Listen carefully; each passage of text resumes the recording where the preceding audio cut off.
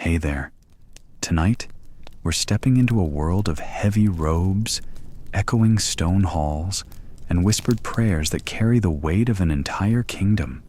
A world where every word you speak can shift the fate of empires, where your crown is made not of gold alone, but of responsibility, power, and constant, gnawing doubt. This is the life of a medieval pope. So, before you settle in under that cozy blanket, go ahead and like this video and subscribe to the channel. But only if what I share here helps you wind down tonight. And hey, I'm curious, where in the world are you watching from? And what time is it? It's strangely comforting to know we're all awake together, traveling through history's whispers. Now, dim the lights, light a candle if you have one, or just let the soft glow of your screen pull you deeper. Close your eyes, and slowly, let today's noise melt away as we drift back, not to a castle or a battlefield, but to a vast, cold cathedral filled with the scent of incense, melting wax, and the quiet murmur of prayer. Congratulations! You've just been born into a wealthy Roman or noble family in the 11th century. That means two things. One, you're not a peasant, so congrats. You'll probably survive until your 20s. Two, you're not just a noble. Your family has ambitions. Dirty, scheming, holy ambitions. You, little bundle of dynastic hope, are going to be pope someday. You don't know it yet. Right now, you're mostly focused on not soiling your linen swaddling and surviving medieval measles. But the adults in the room? They've already picked out your future. And spoiler alert, it doesn't involve playing knights or frolicking in fields. It involves incense, politics, and aggressively pointy hats. Your parents, of course, aren't raising a son. They're raising a strategy. A holy weapon with cherub cheeks and enough Latin to outpreach a bishop by the age of 12. You won't inherit land. Oh no, that's for your older brother, the dull one with the sword. You, the clever one, the quiet one, the one who learned to chant the Psalms before he could pronounce his R's, you're going to church. Not the local church, mind you. That would be adorable. No, you're headed to a monastic school, run by monks who don't smile. Monastic education is what happens when someone thinks children should be spiritually pure and fluent in Latin by age 7. There's no recess, there's no lunch break. There's chanting, copying, kneeling, and the occasional sharp whack on the knuckles if your calligraphy looks like a drunk chicken scratched it. You learn Latin, of course, because God doesn't speak Italian. You learn scripture. You memorize Augustine. You practice reading aloud like you're already preaching to a congregation of half-deaf pilgrims. Meanwhile, your spine begins its slow, inevitable decline from sitting on wooden benches, colder than a nun's disapproval. Every once in a while, someone dies, because it's the 11th century and germs are undefeated. But the monks barely blink. They replace him with another wide-eyed noble boy who thinks God's will means he doesn't need to learn arithmetic. Wrong. You learn everything a rising churchman needs. How to speak politely, how to pray loudly, and, most importantly, how to spot power when it walks into a room wearing soft slippers and speaking in coded Latin phrases. Your family isn't leaving this to divine intervention. You've got connections. Maybe an uncle is already a bishop. Maybe your godfather is a cardinal. Maybe someone in your family once saved the Pope from choking on a grape. Whatever it is, you've got an in. And let's be clear, climbing the medieval church is not about holiness. It's about patronage. Do you know how many pious men are sitting on velvet cushions right now because their cousin bribed the right abbot with a nice vineyard and a handwritten psalter? All of them. So, while your fellow students are being sent to remote priories to copy dusty texts and die of boredom, you're being invited to Rome.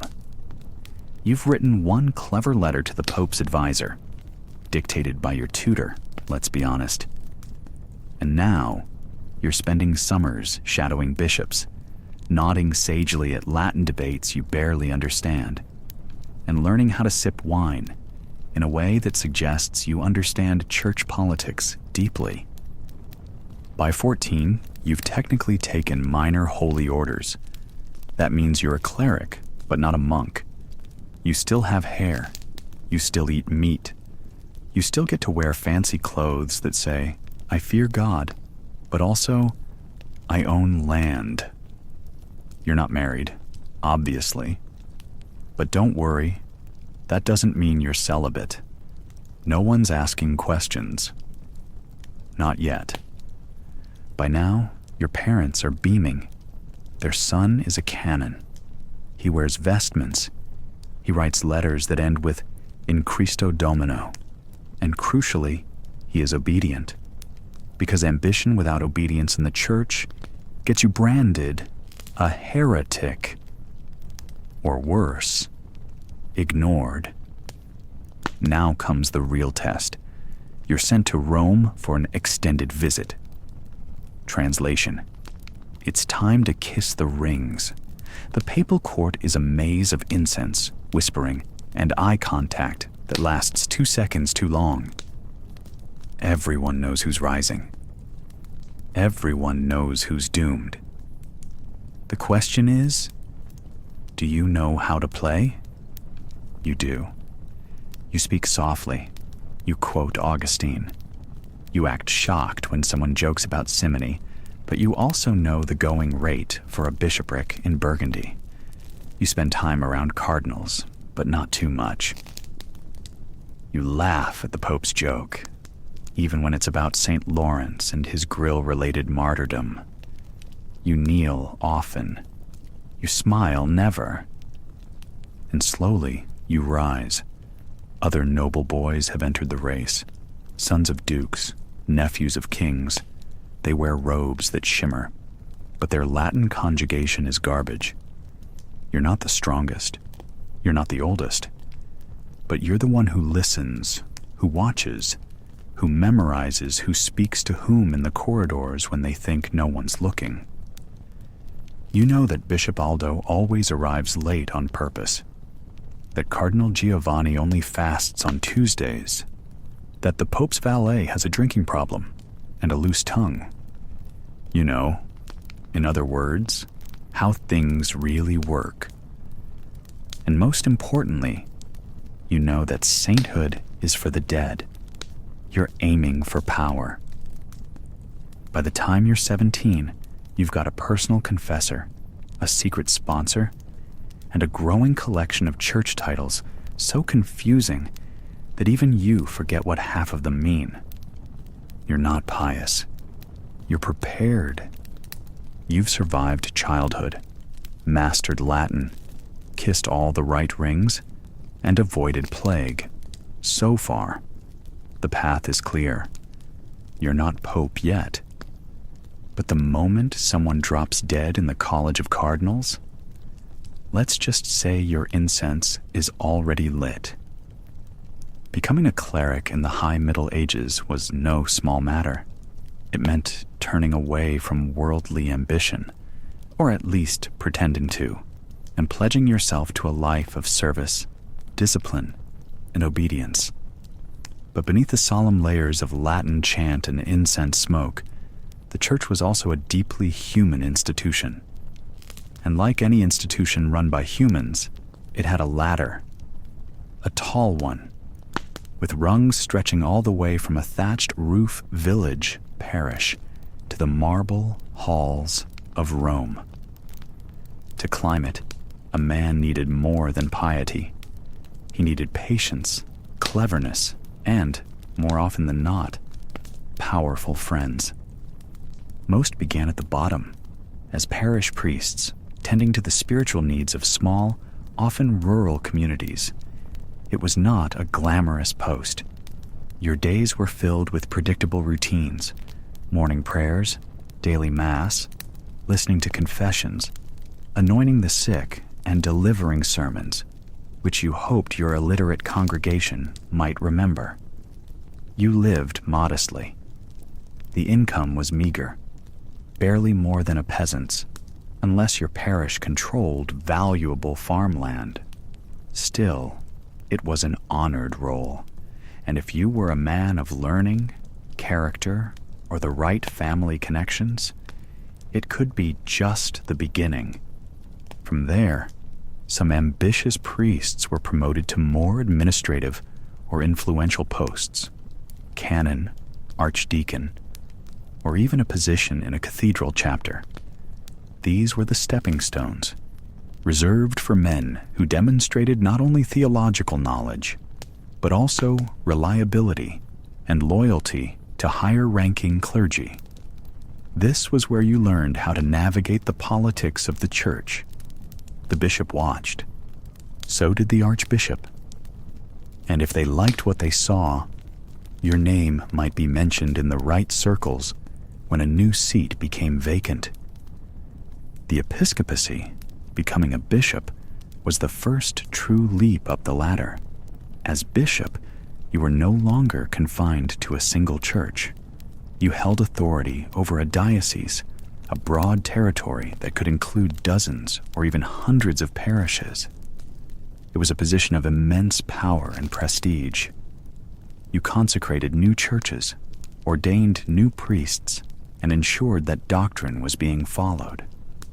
You also managed vast tracts of land and collected revenues. Some bishops were wealthier than nobles. They had their own courts, traveled with armed escorts, and advised kings. Their rings and robes gleamed. Their words carried weight. Some were truly devout. Others saw the post as little more than a means of advancement. The line between spiritual and temporal power blurred here, often quite deliberately. To become a bishop, though, wasn't simply a matter of being the holiest or the most learned. Often, it involved negotiation, influence, and sometimes outright bribery. The practice of simony, the buying and selling of church offices, was widespread, despite repeated efforts to stamp it out. Many noble families maneuvered to install their younger sons into lucrative bishoprics. Kings, too, sought to appoint men loyal to their crown. This tension eventually boiled over into what became known as the investiture controversy, a power struggle between secular rulers and the papacy over who had the right to appoint bishops. At stake was not just the soul of the church, but control over wealth and authority. The resolution took decades, and the scars remained long after. Beyond the bishoprics stood the archbishops, who governed archdioceses, larger and more prestigious regions that included multiple dioceses. These men held even greater sway. They were expected to supervise their bishops, resolve disputes, and occasionally lead synods, gatherings of clergy to discuss matters of doctrine, discipline, and reform. An archbishop's crozier was taller, his cathedral grander, and his political entanglements deeper. In some realms, he crowned the king himself, and if an archbishop proved capable, loyal, and perhaps just fortunate enough to have outlived a rival or two, he might be called to Rome. The cardinals were the princes of the church. They advised the pope, governed key sees, and, most crucially, formed the College of Cardinals. the body responsible for electing new popes. To become a cardinal was to step into the inner sanctum of ecclesiastical power. It was not a position one campaigned for, at least not openly, but many spent their entire careers cultivating the kind of reputation, patronage, and connections that would bring a red hat. There were different ranks among cardinals: cardinal bishops, cardinal priests, and cardinal deacons, but all held influence. They maneuvered carefully, balancing loyalty to the Pope with ambitions of their own.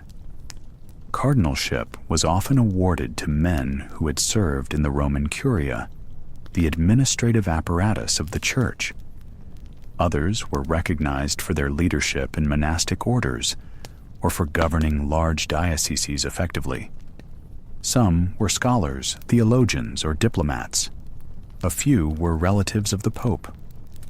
Family ties, it must be said, were never far from the clerical ladder. Nepotism, literally the favoring of nephews, was common. Entire dynasties rose within the Church, passing power from uncle to nephew, bishop to bishop, one generation to the next.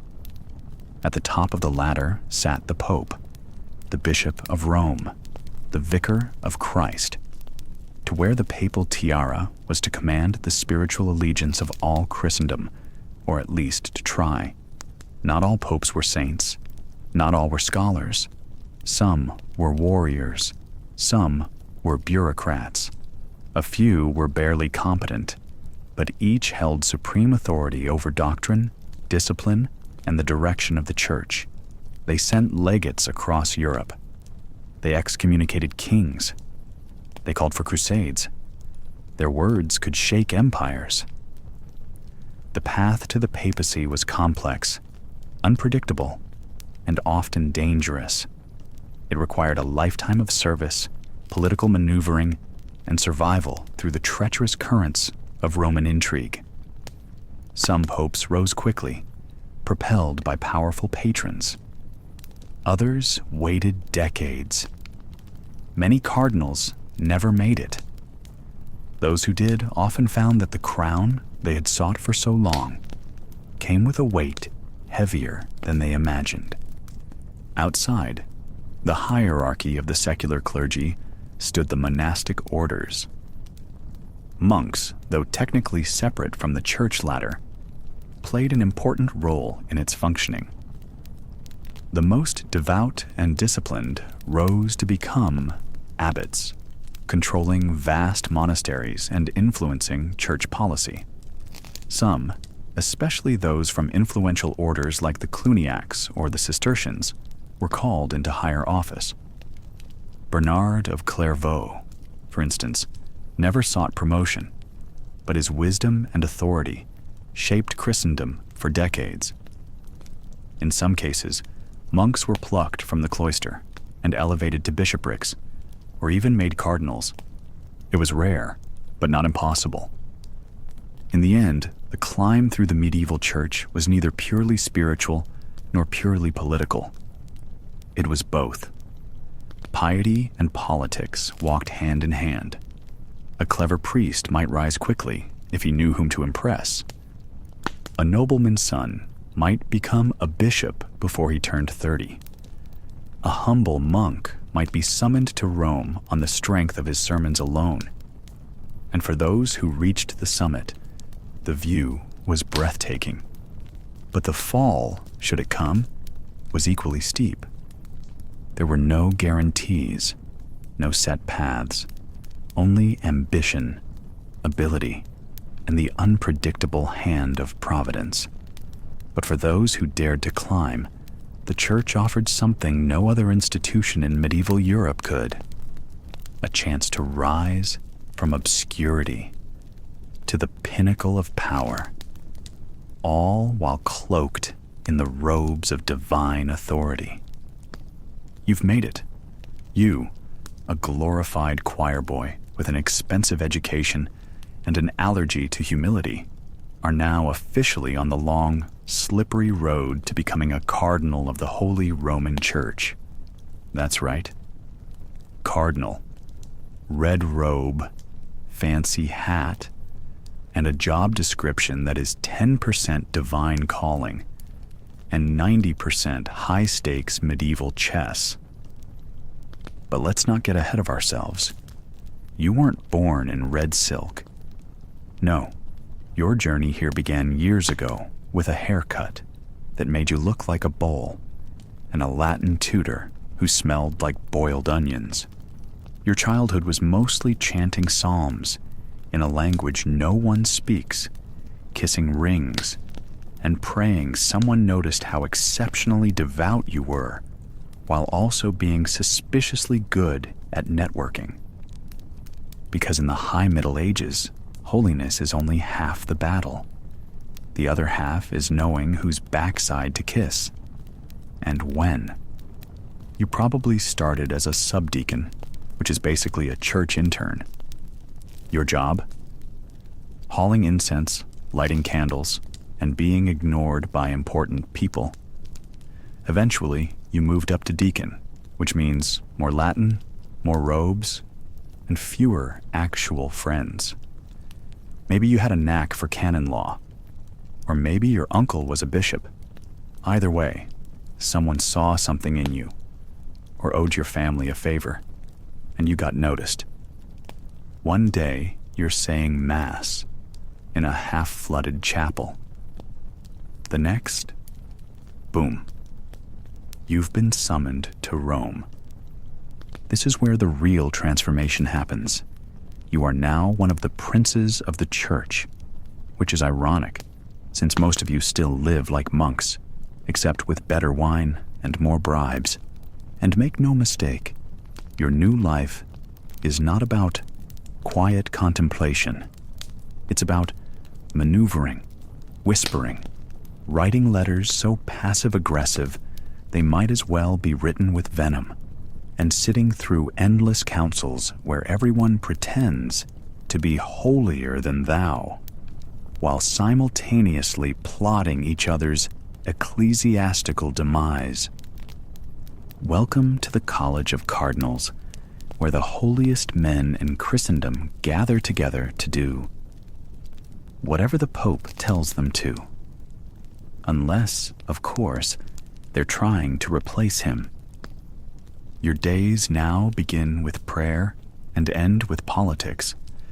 You spend hours debating how many angels can dance on the head of a pin, and just as many deciding which noble house should get the next vacant bishopric. You get letters from dukes, kings, and occasionally someone calling themselves God's messenger, who just wants you to bless their pig farm. Also, fun fact, your new red hat, the galero, is not just a fashion statement. It's a walking symbol of your willingness to die for the church, not work hard, not sacrifice comforts. Literally, die. Preferably in a blaze of theological martyrdom, though a discreet poisoning is more likely. Oh, and the red robes? They're not dyed with roses and dreams. That's cochineal, crushed beetles, imported at great expense so you can look extra pious while judging everyone else from a velvet-lined chair. And make no mistake, people are watching. The peasants think you're one step below sainthood. The nobles think you're one step above a useful pawn. You, meanwhile, are just trying not to sneeze during High Mass because the incense is really strong this year. Now, being a cardinal comes with perks. You eat better than most barons, sleep in a room with actual walls, and never wait in line for anything. Want a letter delivered across Europe? A monk will write it there. Want a rare manuscript from Spain? A scribe will copy it by candlelight until his hands go numb. Want someone excommunicated? With a few strokes of your quill, bam, that guy's going to hell until further notice. But don't get too comfortable, because the church in the 12th century is not a serene sanctuary of divine peace. It is a theological battlefield where everyone has a secret agenda, and your position is never secure. You are expected to advise the Pope, sure, but don't forget, popes don't last forever. And guess who helps pick the next one? That's right, you do. Which means every lunch you attend, every bishop you support, every ambiguous nod during a sermon is being watched, noted, and filed away by your rivals. The College of Cardinals is like a monastery crossed with a snake pit. With organ music. There are 3 kinds of cardinals. Cardinal bishops, who actually run suburban dioceses around Rome. Cardinal priests, who technically serve local Roman churches but mostly do politics. And cardinal deacons, who oversee church charities, and frequently have the least power and the most ambition. If you're a bishop, you strut around the Lateran Palace like you own it. If you're a priest, you know where the bodies are buried. Figuratively, mostly. And if you're a deacon, well, you better start making friends fast, because you'll be the one hauling relics around if you're not careful. You spend your days in synods, liturgical processions, and long meetings where nobody agrees on anything except who should pay for lunch. You sign bulls, papal decrees, weigh in on heresies, and spend an ungodly amount of time worrying about which cardinal is whispering about you behind your back. Because he is. They all are. You're also expected to be fluent in diplomacy. If a king wants to annul his marriage, that's your problem. If a bishop in France starts preaching that poverty is good, that's also your problem. If 2 abbots in Germany are stabbing each other over relics, you guessed it, still your problem. And don't forget, Rome itself is a war zone. The streets are filled with mercenaries, pilgrims, pickpockets, and an ungodly number of donkeys. The papal palace is grand, sure, but it smells like incense, sweat, and unresolved theological tension. There's no air conditioning. There are rats. One of them might be named after a rival cardinal, depending on how bitter your scribe is. But here's the kicker. Despite all the chaos, the church needs you. Badly. You are the engine behind the papacy. The future of Christendom literally passes through your ink-stained hands. And if the Pope dies, which, spoiler alert, he absolutely will, it's you who will decide who wears the white robe next. Just not yet. For now, bask in your new role. Enjoy the prayers, the power, the paranoia. You're not Pope yet, but you're close. Now, you've just been elected to the College of Cardinals in the year 1179. The good news? You're a prince of the church. The bad news? The Pope just died, and you're about to be locked in a room with a bunch of aging, scheming men who haven't bathed since Lent. Welcome to the medieval papal conclave, a sacred ritual of divine inspiration, political intrigue, and questionable hygiene. The term conclave comes from the Latin cum clave, meaning with a key, and they mean it literally. Once the Pope dies, the cardinals are herded into a secluded chamber, the doors are locked, and the key is thrown away. Figuratively, of course. The idea is to prevent external influence and ensure that the Holy Spirit guides the election. But in practice, it's more about preventing bribery, blackmail, and the occasional assassination. Before the reforms of Pope Nicholas II in 1059, papal elections were a free-for-all. Emperors, kings, and Roman nobility all had a say, leading to chaos and corruption. Nicholas II's decree limited the electors to the cardinal bishops, with the consent of the cardinal priests and deacons. But even this didn't eliminate the power struggles. In 1179, Pope Alexander III further refined the process, requiring a 2/3 majority to elect a new pope. This was meant to prevent deadlocks and ensure consensus, but it often led to prolonged stalemates. Take the election of 1241, for example. The cardinals were locked in a septisolium, a makeshift conclave site, during a time of political turmoil. The Holy Roman Emperor Frederick II had surrounded Rome with his armies, blocking the arrival of some cardinal electors. The remaining cardinals, under pressure from Roman civic officials, were confined in harsh conditions, leading to the death of one candidate and the election of the elderly Celestine IV, who died just 17 days later. Such incidents highlighted the need for stricter conclave procedures. In 1274, after a 3-year-long conclave in Viterbo, Pope Gregory X formalized the conclave process, mandating seclusion and limiting external interference. The Viterbo conclave had dragged on for so long that the local citizens, frustrated by the delay, locked the cardinals in and reduced their rations to bread and water. This drastic measure finally forced the election of Pope Gregory X. Inside the conclave, the conditions were far from comfortable. Cardinals slept on straw mattresses, shared chamber pots, and endured the stifling heat or freezing cold, depending on the season.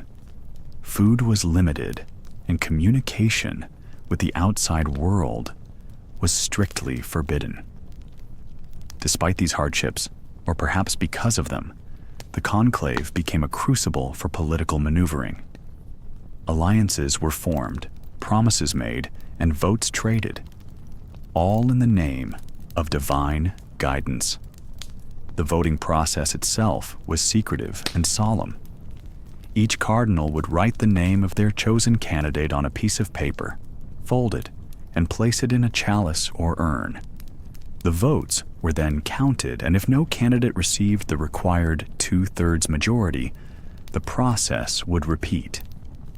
This could go on for days, weeks, or even months. To signal the outcome to the outside world, the ballots were burned, and the color of the smoke indicated the result. Black for no decision, white for a successful election. Over time, the conclave evolved into a highly ritualized and secretive process, blending sacred tradition with political strategy. Despite the reforms and regulations, the human element remained. Ambition, rivalry, and the desire for power continued to influence the selection of the Vicar of Christ. So, as you sit in your cramped cell, surrounded by murmuring cardinals and the scent of unwashed robes, remember, you're not just choosing a pope, you're participating in a centuries-old tradition of faith, politics, and human drama. And if you're lucky, you might just survive with your soul and your sanity intact. You awaken in a modest chamber within the Lateran Palace, the scent of incense lingering in the air. Your bed is a simple wooden frame with a straw mattress, far from the opulence one might expect for the Vicar of Christ. As you rise, attendants bustle about, preparing you for the day's events. First, the vestments. Layers upon layers of rich fabrics are draped over you.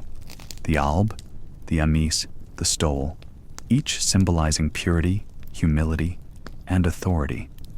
The final piece is the mantum, a long red cope fastened with an elaborate clasp, signifying your new role.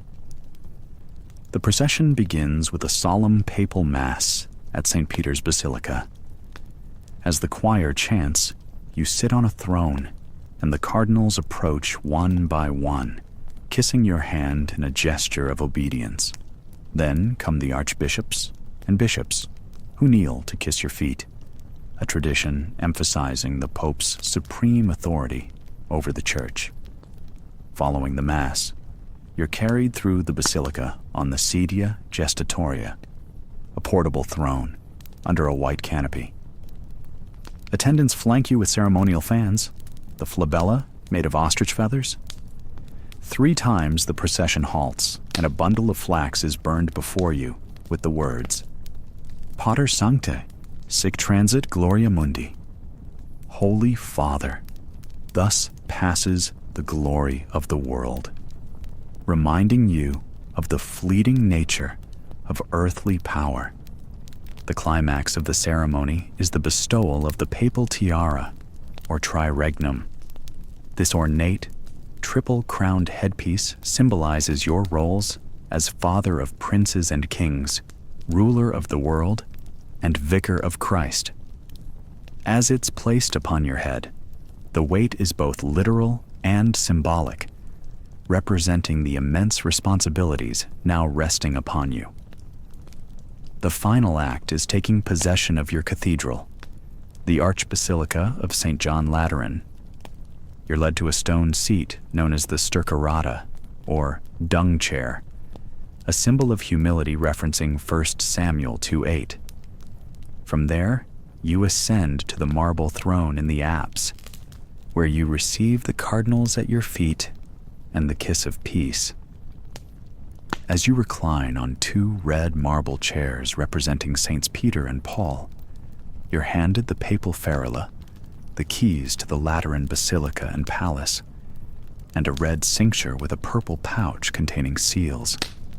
Standing, you scatter silver coins to the people, declaring, He scatters abroad, He gives to the poor, His righteousness endures forever.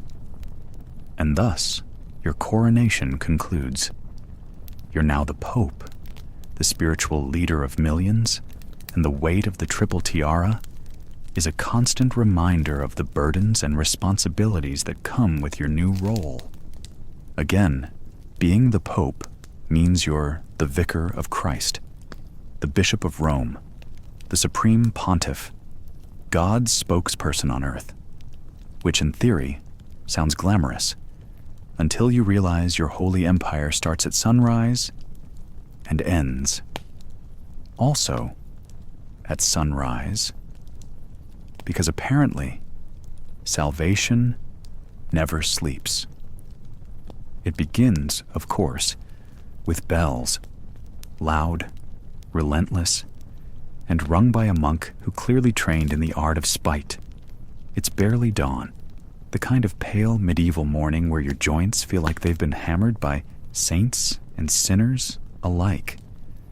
You sit up in your rather modest bed, modest by divine standards, which is to say, oak frame, scratchy linen, one mattress stuffed with goose feathers. If you're lucky, you are not lucky.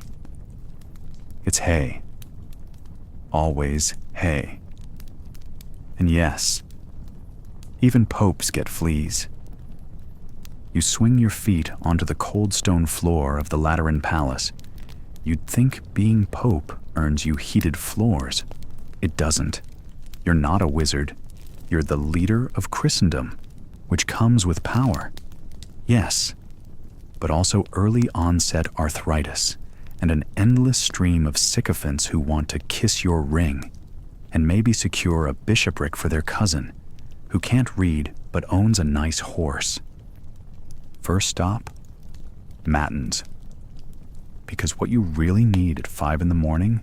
is an hour of Gregorian chanting in Latin while trying not to yawn in front of God. You shuffle down the corridor in your soft slippers, escorted by 2 sleepy guards and one overzealous deacon who hasn't blinked since yesterday. The chapel is dimly lit by candles that smell like sheep fat and regret. The incense is thick enough to kill a moth at 20 paces. You cough discreetly, trying to look holy and not mildly asthmatic. You recite prayers. You chant psalms. You try not to think about breakfast. Spoiler, breakfast is terrible. Eventually, after thanking God for everything from sunshine to surviving last week's assassination plot, thanks, German nobles, you make your way to your small, echoing chamber where a servant presents your morning meal. It's pottage. Again. A bland, lukewarm, porridge-like substance that could be oats, or old breadcrumbs, or ground-up canon law documents. Hard to say. You sip some weak wine, because it's safer than water and slightly more cheerful. Then come the audiences. They start with bishops. Always bishops. They smell faintly of books, self-importance, and occasionally old cheese. They want decisions, mostly, about land, disputes, monasteries, taxation. You nod wisely. You give them your papal listening face, which involves furrowing your brow and looking at the floor like it's whispering divine insight. Sometimes it is. Usually it's just dusty. By mid-morning, your ring has been kissed 14 times. You've approved 3 abbots, demoted 1 heretic, quietly, and told 2 cardinals to stop arguing over who gets to bless the new fountain. You haven't gone to the bathroom yet, because your chamber pot is full. And frankly, you're too important to empty it yourself. Around noon, Mass. Again. You process into the basilica wearing about 50 layers of sacred clothing. There's gold thread, embroidered images of saints, and a robe so heavy it could double as siege equipment. The crozier, that fancy shepherd's staff, keeps slipping in your sweaty palm. The sun bakes through the clear story windows. You look radiant. You feel like a roast chicken. After the homily, which you definitely wrote yourself and did not have ghost written by a talented monk named Petrus, you bless the crowd, wave your hand in slow, sacred loops, and retreat before anyone can ask for a second sermon. Then it's time for lunch. This is the only decent part of your day. Not because the food is amazing, though it does include actual meat and a slightly moldy hunk of cheese, but because it's the 1 hour where no one is legally allowed to speak to you unless a heresy breaks out in real time. You chew in silence. You sip wine. You mentally compose a scathing letter to the Archbishop of Lyon, who still hasn't paid his papal dues and is probably hoarding relics again. Afternoon hits like a divine punishment. Meetings, letters, more meetings. A theological debate about whether angels can sin. Answer, probably not. But don't say that. Let them argue. You sign documents with a wax seal the size of a chicken egg. You dictate messages to far-off kings using Latin so formal it might actually time travel. You listen to reports from your legates, one of whom smells like sea salt and disappointment because his mission to Sicily failed. Again. You try to sneak a nap. You fail. A delegation from Burgundy shows up without warning. They brought wine and 20 complicated requests. You pretend to care. You nod slowly. You accidentally bless one of them twice. He faints. You keep going. By Vespers, you're half dead. You chant more. You pray again. You light a candle and think about the crucifixion and whether you can sneak some dried figs later. A monk reads scripture aloud while you try not to doze off. You succeed. Barely. dinner is lighter than lunch. You don't mind. Your stomach hurts anyway. You take a few bites of salted fish, some bread, and a prune that looks like it's plotting something. And finally, compline, the last prayer of the day.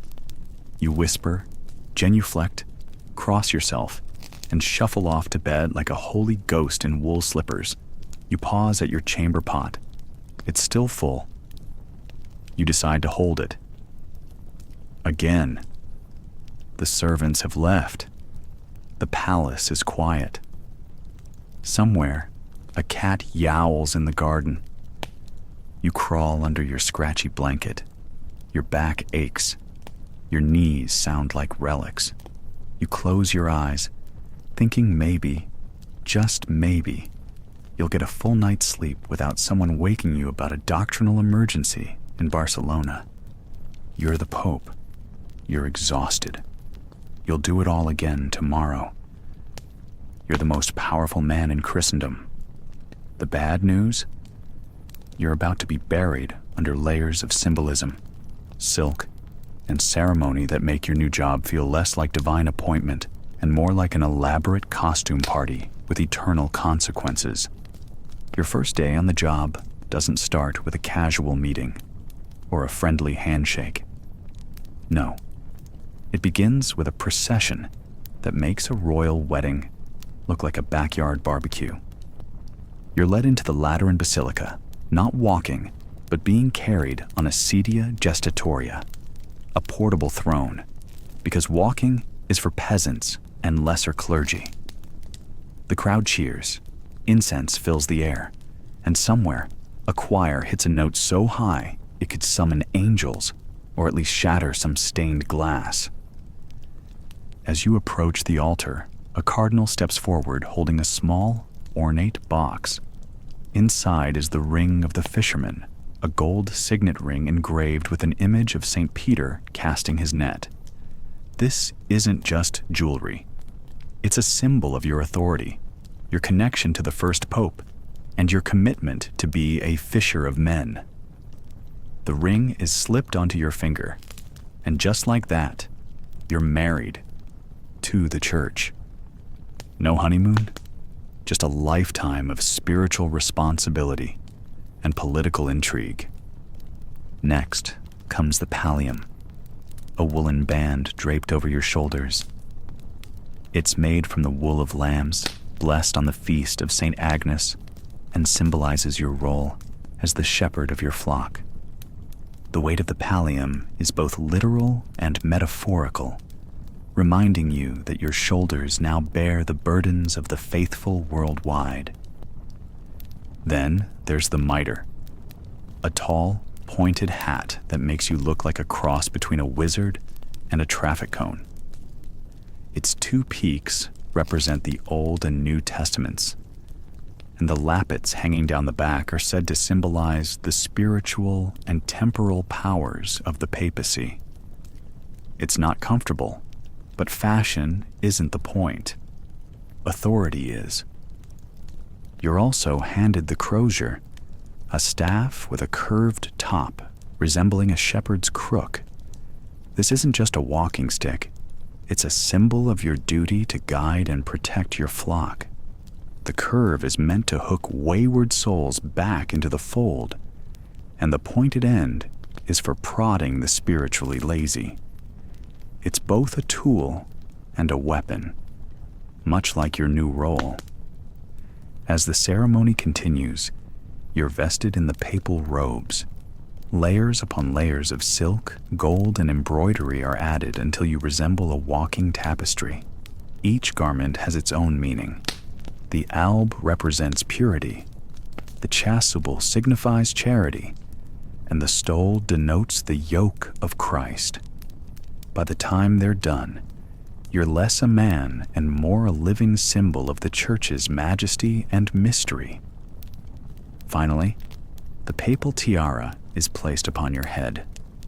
This triple-crowned headpiece represents your threefold authority as Father of Kings, Governor of the world, and Vicar of Christ. It's heavy, both in weight and in implication. Wearing it is a reminder that your decisions will echo through history, for better or worse. The ceremony concludes with the kissing of your feet, a tradition that underscores your supreme position in the church hierarchy.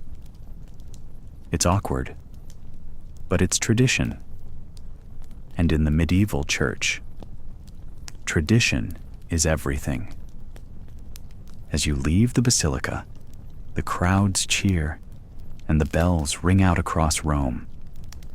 You're now the Pope, the spiritual leader of millions, the successor to St. Peter, and the embodiment of the Church's authority on earth. Your vestments are more than just clothing. They're a constant reminder of the sacred and solemn duties that now define your existence. Welcome to the papacy. May your reign be holy, your decisions wise, and your robes free of wrinkles. You thought being Pope would mean waving from balconies and smiting heretics with holy indignation. Instead, it's day 3, and your throne is buried under scrolls, letters, decrees, and one very suspicious document from a monk in Wales asking if pigs can be baptized. Spoiler, they can't. You're not entirely sure if this is a joke or a theological emergency. Welcome to the Papal Chancery, your personal medieval version of an office cubicle, except it's staffed by sleep-deprived scribes, smells faintly of goat hide, and everything has to be written in Latin, by hand, with a quill, on parchment that took 3 sheep to produce. Your chancery is both the beating heart and clogged artery of the Church's bureaucracy. Everything flows through here. The blessings, the excommunications, the royal tantrums, the requests for indulgences, the complaints about bishops sleeping with noblemen's wives, and the passive-aggressive letters from abbots who humbly suggest the Pope remember their birthday this year. At sunrise, the scribes begin. You hear them before you see them. A soft, steady scratching sound like 1,000 mice running laps across old wood. They hunch over desks under flickering candles, sleeves rolled up, eyes squinting, hands permanently stained with black ink. No one speaks. There's just the occasional sigh when a scribe realizes he's misspelled eternally and has to redo the whole page. There's no delete key in the 12th century. Just do it again, and pray to St. Jerome that your hand doesn't cramp. The papal scribe isn't some lowly peasant with good penmanship. These men are elites, trained in grammar, rhetoric, and the unique art of not stabbing themselves in the eye after writing their 100th confirmation letter for some backwater bishop who wants to rename his monastery the Glorious Monastery of Eternal Victory over Heresy, and also please send more wine. Every letter must follow format. It's not just, "Hi, I'm the Pope." It's to our most beloved Son in Christ, whom we greet with apostolic blessing, followed by 5 paragraphs of spiritually vague Latin that mostly says, "Stop bothering me," but in the most sanctified way possible. Now you might be wondering, how many letters are we talking here? On a slow day, maybe 50. During Lent, closer to 200. Crusade season? Don't even ask. You need to communicate with kings, cardinals, archbishops, abbots, dukes, lords, city councils, monastery heads, cathedral chapters, bishops with self-esteem issues, bishops with pride issues, bishops under investigation, bishops being bribed, bishops doing the bribing, and once in a while, actual peasants who think the Pope is a magical wizard who can cure gout through parchment alone. Each letter falls into a category. First, there's the solemn privilege. These are the big deals: confirming land grants, appointing bishops, or telling a monarch that, yes, God does in fact think he's special, but maybe calm down on the massacres. These come with lead seals, decorative calligraphy, and enough Latin to choke a monk. Then there's the letters of grace. These are softer: dispensations, indulgences, papal favors. Think of them as divine permission slips, often exchanged for generous donations, or what we would today call spiritual crowdfunding. Lastly, you've got the mandates, which are more or less papal do this or else memos. These are sharp, official, and occasionally make grown archbishops weep into their vestments. The sealing process is its own ritual. You can't just lick it and stick it. The official seal, the papal bull, must be pressed into hot wax or lead, bearing the image of Saints Peter and Paul, and tied to the document with cords. Red cords for grace, yellow for justice, and black if you really mean business. You've got entire staff just for this. The bullatories, whose entire job is to melt, press, tie, and send. Their hands are always burnt, and they smell like hot sheep fat. Once the letter is finished, proofread, approved, sealed, and double-checked to make sure no one accidentally called the Holy Roman Emperor puffed up dung. It gets sent out. But you don't have mailmen. You have couriers, usually monks, sometimes knights, always tired. These men trek across Europe through rain, snow, rivers, bandit territory, and goat-infested valleys to deliver a scroll that says, essentially, the Pope thinks you should be nicer to your neighbor, and also stop hoarding relics. Occasionally, the courier dies en route. Occasionally, he joins a heretical sect. Occasionally, he just disappears into the Alps with the church's letter and a strong sense of adventure. Meanwhile, back in your palace, more petitions arrive. There's a parchment from France with a wine stain, one from Spain that smells like fish, a Scottish scroll written on the back of a sheep's stomach because apparently they ran out of paper. You're supposed to read and respond to all of them. In theory. In practice, you delegate this to a cardinal who's slightly more literate than a cheese wheel, and even he's backed up to next Lent. The real fun begins when multiple letters contradict each other. One bishop claims his neighbor is a heretic. The neighbor bishop claims the first bishop is just mad about a borrowed chalice. A third bishop says they're both heretics and offers you cheese to excommunicate them. You consider it. The cheese sounds excellent, but alas, papal justice must be impartial, so you issue 3 letters full of vaguely worded threats and tell everyone to pray more. Problem solved. Your chancery never sleeps. It hums, it scratches, it groans. Sometimes a scribe faints, sometimes a mouse eats a vital letter. Once, someone spilled ink on a decree for the King of England and accidentally excommunicated an entire town. That took weeks to sort out, and no one ever found the original parchment, though rumors say it was used to wrap fish in the market near Trastevere. By now, your hands are sore. Your eyes twitch when you see cursive. You dream in Latin. You smell like wax and ink. But the letters keep coming. You are, after all, the Pope, and being the Holy Father means never being out of office.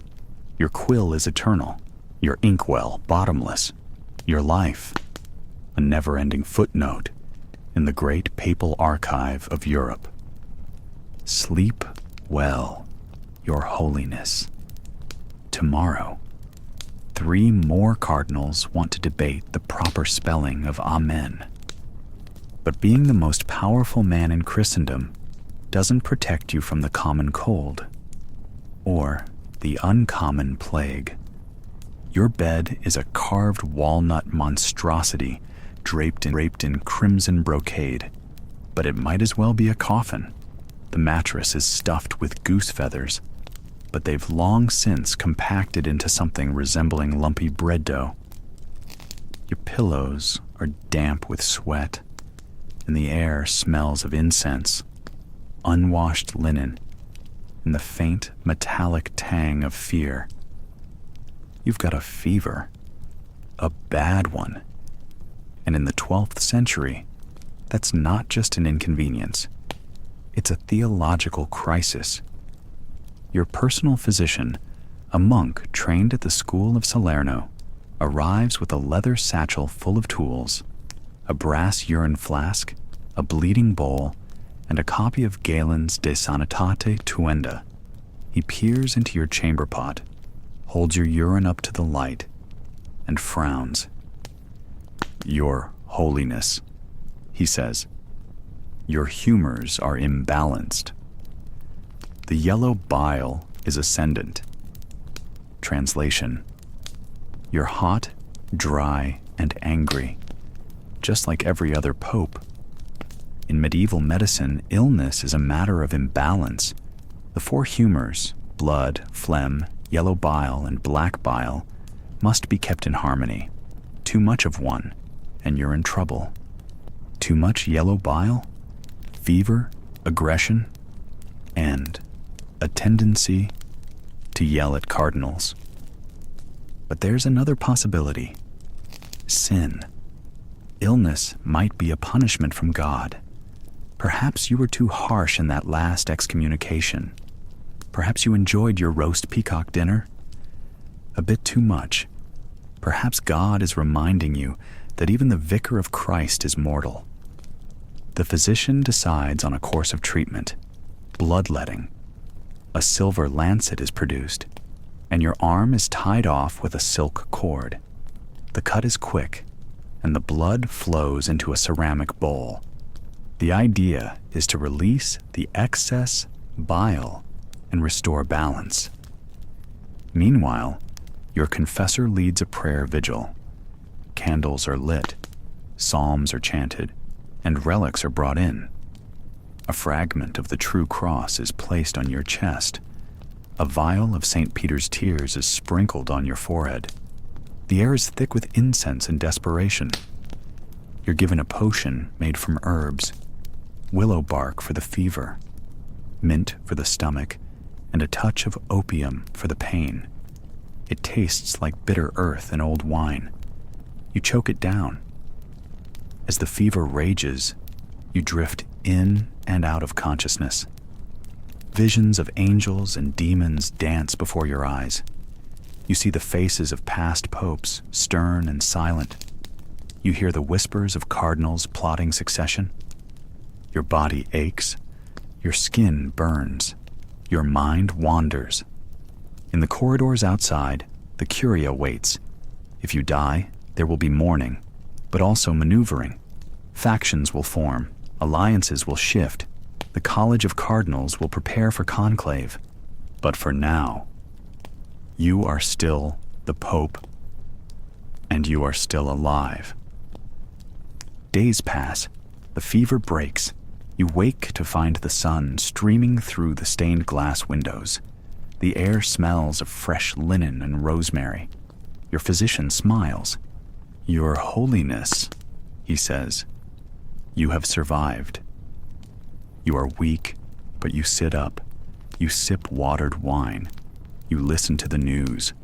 A bishop has been arrested for heresy. A king has requested a blessing. A new monastery has been founded. Life goes on. You are the Pope. You have faced death and returned. Your authority is undiminished. Your will is law. But in the quiet moments, you remember the fever. You remember the visions. You remember that even the most powerful man in Christendom is in the end only human. And so, you rise from your bed, don your robes, and prepare to face the world once more. Because the Pope may get sick, but the papacy endures. Also, here's another thing. You don't just lead a church. Oh no. You also want to lead kings, emperors, barons, and all those other guys with shiny swords and even shinier egos. Sounds fun, right? Spoiler alert. It's not. This era is defined by one long, dragging, exhausting fight for power between you, the Pope, and the Holy Roman Emperor. The name for this epic standoff? The investiture controversy. Investiture. It's a fancy word for who gets to decide who gets to wear the fancy hat. More precisely, who gets to appoint bishops and abbots, the real power brokers of medieval Europe. Does the Pope choose his own men? Or does the Emperor just say, "Here, this guy is your bishop," and expect everyone to bow? You'd think the answer would be obvious, but nope.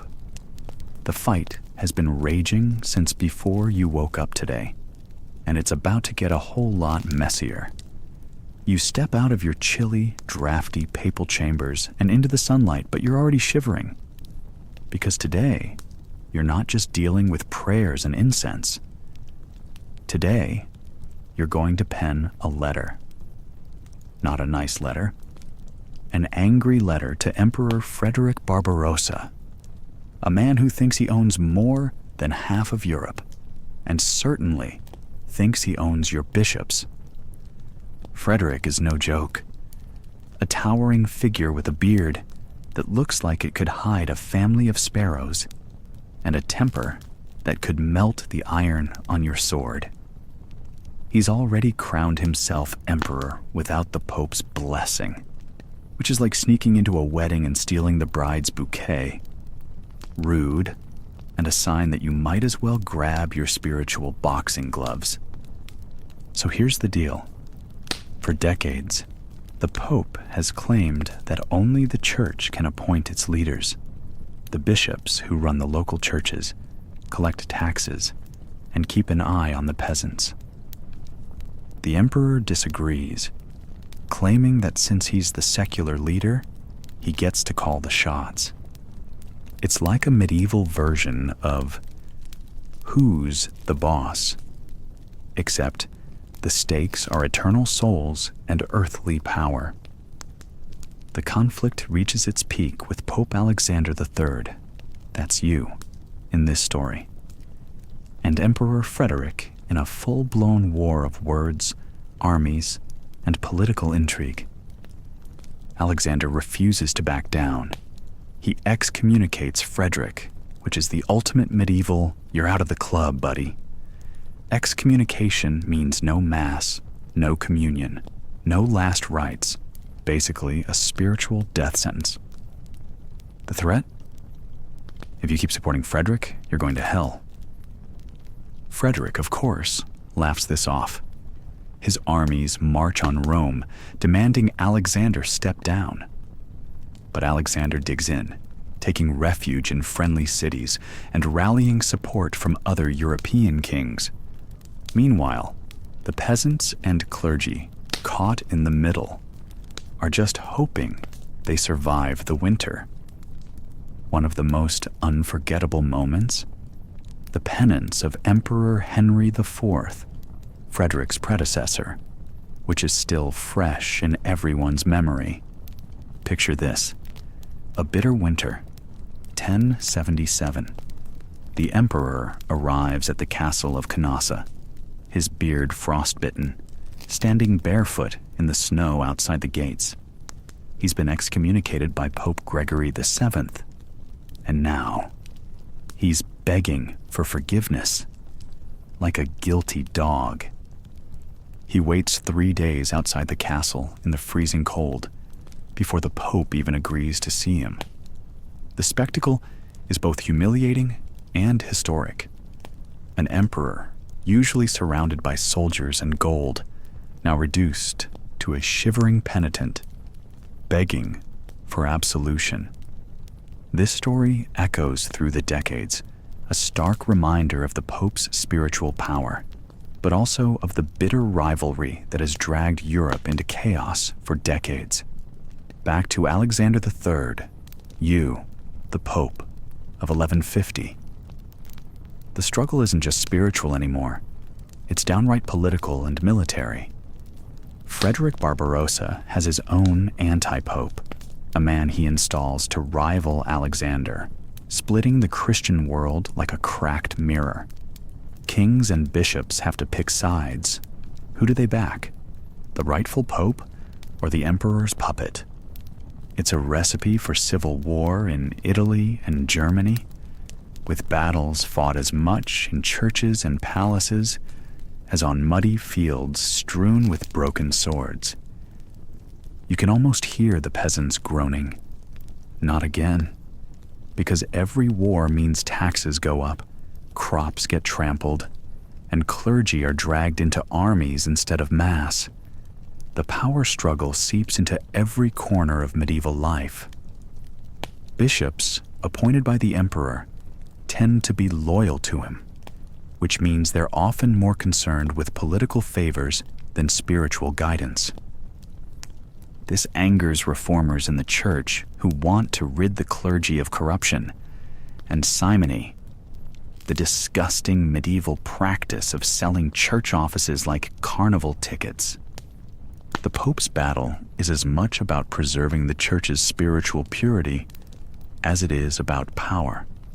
But the emperor has the sword, and the Pope has the keys to heaven. The conflict drags on for decades, with neither side willing to back down. Battles rage, alliances form and break, and the Pope is forced to become more than a holy man. He's a politician, a military strategist, and sometimes even a prisoner. At one point, Alexander III finds himself exiled, wandering from city to city like a displaced king, relying on the kindness of allies. Meanwhile, Frederick storms Rome multiple times, but the city refuses to bow fully to his rule. And then, in 1177, a breakthrough. But don't get too comfortable. After years of fighting, Frederick and Alexander meet near Venice for the Treaty of Venice. Frederick agrees to recognize Alexander as the legitimate pope, and Alexander lifts Frederick's excommunication. Victory? Sort of. But the peace is fragile, and the war between spiritual and temporal power simmers like a pot that's about to boil over again. You still have bishops to appoint, lands to control, and egos to manage. Plus, the peasants still hate both of you equally. Here's the medieval reality. Being pope during this time means you're not just a guy in a funny hat praying in a quiet chapel. You're a leader at the center of a continent-wide chess game where every move risks rebellion, war, or worse. You have to navigate threats from emperors with armies, nobles with private militias, and even your own cardinals who might want your job. And remember that barefoot penance in the snow? It's never far from your mind, a humbling reminder that spiritual authority can bring even the mightiest rulers to their knees. Literally. So next time you think being the Pope was all incense and chanting, think again. It was power struggles that shaped medieval Europe. Battles over souls and swords. Kings who ruled with armies. Popes who ruled with an iron pen. And in the middle of it all, you, standing barefoot in the snow, hoping your prayers are louder than the clanging of war drums. You hold the keys to heaven, but also, somehow, the power to send thousands of men marching off to die halfway across the world. Welcome to the world of the Crusader-in-Chief. You might think the Pope's job is to pray, bless holy water, and give heartfelt sermons. Sure, that's part of it. But when you're the Pope between 1150 and 1200, your job is also very much about war. Yes, war. Holy war, to be exact. Because this isn't some passive, behind-the-scenes spiritual leadership. This is commanding armies, dictating military strategy, and launching crusades without ever leaving your chair in Rome. How does this happen? Well, it starts with the Holy Land, Jerusalem, the city where Christ lived and died. It's been in Muslim hands since the 7th century, but by the late 11th century, Christian Europe has decided enough is enough. The First Crusade was a bloody mess, but took Jerusalem in 1099. Great, right?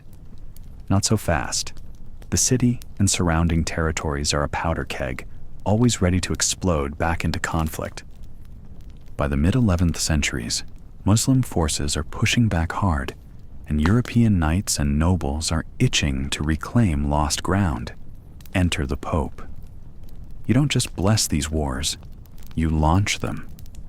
In 1145, Pope Eugene III calls for the Second Crusade. You don't pack a sword or a horse, but from your desk, you unleash a call to arms that echoes across the continent. You send out letters sealed with your ring, called a bulla, to kings, dukes, and barons, demanding they rally their armies to your cause. Imagine being that Pope. You're the voice that turns restless nobles into crusaders. Your word is law, and your blessing is the ultimate ticket to eternal salvation. For anyone willing to pick up a sword and march thousands of miles into enemy territory. This is a religious war, but it's also a political chess game. Because every knight you send off also leaves a power vacuum back home. Alliances shift.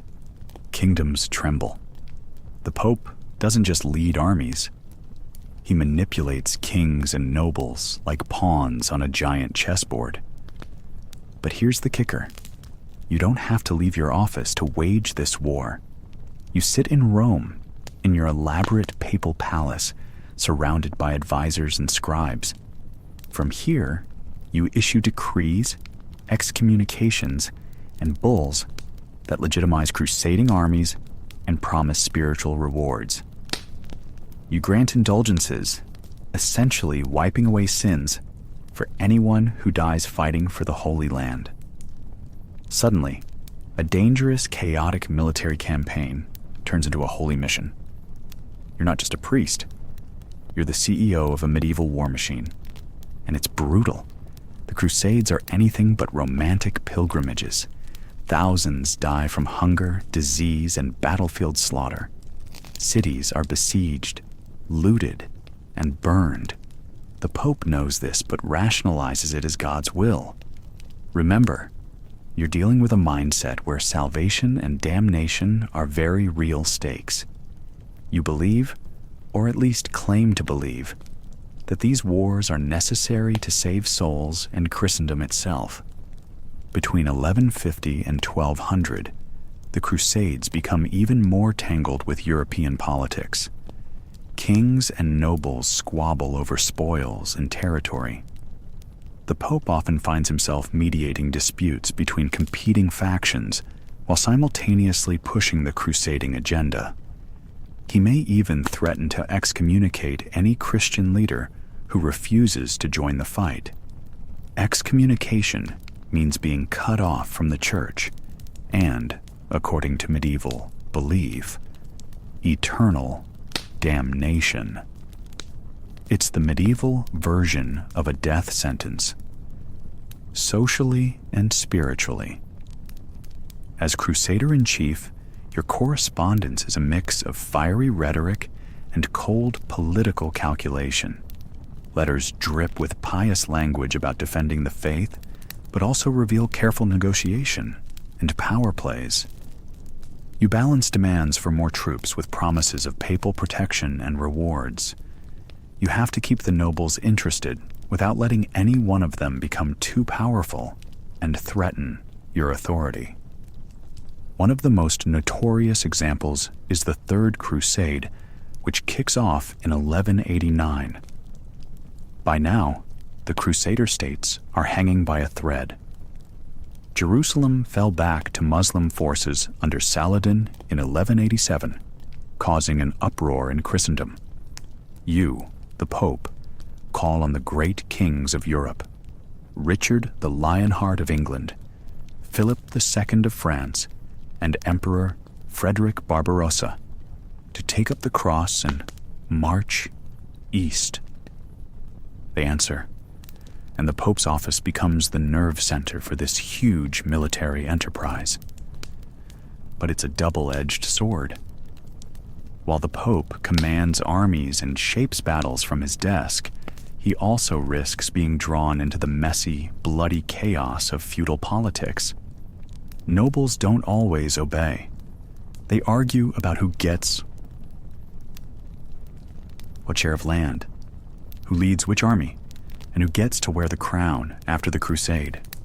You, the Pope, must referee their squabbles without losing your spiritual authority. Meanwhile, the crusading movement stirs up fierce resentment and violence even back home. Jewish communities across Europe suffer brutal attacks, sometimes with tacit approval from local leaders eager to prove their crusading zeal. The Pope's calls for holy war unleash passions that don't easily stay contained. The role of the Pope as Crusader-in-Chief is also about optics. You present yourself as the defender of Christendom, the ultimate spiritual leader wielding divine authority. Your court is filled with banners, relics, and ceremonies designed to inspire awe. When you declare a crusade, it's like a medieval Super Bowl, a mass rallying cry that channels the hopes, fears, and fanaticism of millions. But behind the grandeur, it's exhausting. The pressure to maintain power, command armies, and navigate endless political intrigue weighs on you. The white robes of the papacy conceal a man constantly balancing faith with the brutal realities of medieval power. So next time you hear about the Pope as a gentle shepherd of souls, remember this. In the High Middle Ages, the Pope was also a warlord, a CEO of crusades, and the ultimate authority on life, death, and eternal salvation, all from a throne surrounded by smoke, candlelight, and the ever-present scent of burning wax mixed with the stench of battlefield dust. You sit in your chamber, heavy with incense smoke that makes your eyes water, listening to the distant echoes of chanting monks. The grandeur of St. Peter's Basilica surrounds you, but your mind is not on hymns. It's on the latest letter from your legate in northern France. The words are cryptic, but disturbing. Whispers of rebellious bishops, suspicious noble families playing both sides, and a rumor that a certain count is planning to switch allegiance to the Holy Roman Emperor. Your fingers twitch. Information is power, and you, the Pope, need to be the most powerful man in Christendom. But how do you know what's true, and what's the poison of gossip? That's where your papal spy network comes in. Your spies aren't sneaky thieves in dark cloaks. Nope, they wear robes and carry Bibles. Monks, clerics, and scribes, people who live in the monasteries, cathedral chapters, and small towns scattered across Europe, are your eyes and ears. You recruit them subtly. Maybe a favor here, a promise of promotion there. Suddenly, that quiet monk copying manuscripts in a dusty scriptorium is not just transcribing the Psalms, but slipping coded messages into letters or gathering rumors from travelers. You've got informants everywhere, in the courts of kings, among the nobility, in bustling market towns, and even within the ranks of the clergy. Some are loyal, some are paid, some are frightened, others are ambitious. All of them feed you news, rumors, and secrets. It's a sprawling web of whispers, letters sealed with wax, and carefully disguised messages hidden inside sermons or confessional secrets. Now imagine receiving a letter written in elegant Latin from your trusted cardinal in Sicily. It's full of carefully worded phrases that hint at a brewing conflict between local lords who might challenge your authority, or worse, the authority of your bishops. You don't have to travel. Your network brings the world to you. But there's a catch. You need to verify everything. Spies lie. Ambitious monks exaggerate. Nobles try to mislead you for their own gain. So you have your own trusted scribes who pore over letters, cross-reference details, and sometimes send back coded questions to test the truth. One of your most important tools is the papal chancery, a bustling office staffed by bureaucrats and clerks who draft and decipher letters. The chancery is the hub of your intelligence operation. Its scribes copy, seal, and send out instructions, orders, and coded replies to your informants. Every letter is a weapon, every seal a sign of authority. A wrong word or broken seal could mean disaster. You're not just dealing with local squabbles. The Holy Roman Emperor, kings of France and England, and countless counts and dukes all play a high-stakes game. If you can control the flow of information, you can influence who gets support, who faces excommunication, or who finds themselves isolated and powerless.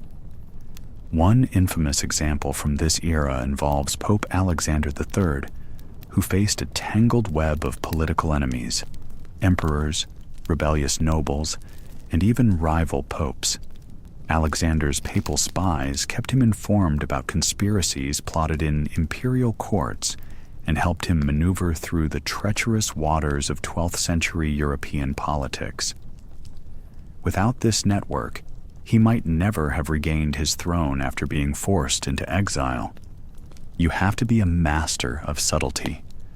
Your spies report on everything, from suspicious marriages and secret alliances to the mood of townsfolk who might be growing heretical or rebellious. Even sermons given by local priests are scrutinized. A word here or there could signal dissent or a pushback against your authority. Sometimes you send your own agents to infiltrate enemy camps or gather intelligence in hostile territories. These missions are dangerous and rarely talked about, but you know the information they bring back is priceless. And here's a fun secret. You can even use the confessional box as a listening post. People reveal their sins to priests, sometimes mentioning political secrets or personal grudges. Your informants in the clergy might not break the seal of confession. That's a mortal sin. But they can still pass along rumors picked up after the confessions or through casual conversation outside the confessional. But managing this network isn't all cloak and quill. It's a balancing act of trust and paranoia. You can't fully trust any one spy. You have to play them against each other, feed false information at times, and always stay 2 steps ahead. Even your closest allies might be plotting their own schemes. Remember, the papacy is not just a religious office. It's a political kingdom with countless enemies. One false step, one leaked secret, and your enemies could strike, undermining your authority or worse, inviting schism. As you sit back, quill in hand, drafting your next letter to a bishop warning about heresy, or instructing a cardinal to investigate a noble suspected of treason, you realize this network is your lifeline. Without it, you're blind. With it, you're an invisible king pulling strings from the shadows. So next time you imagine the Pope as just a kindly old man in robes, remember this: behind the incense and chants is a web of spies, secrets, and shadow wars. Your throne is not just built on faith, but on whispers, letters, and the silent vigilance of thousands who live to serve one purpose: to keep you on top. Because in the High Middle Ages, power isn't given, it's taken.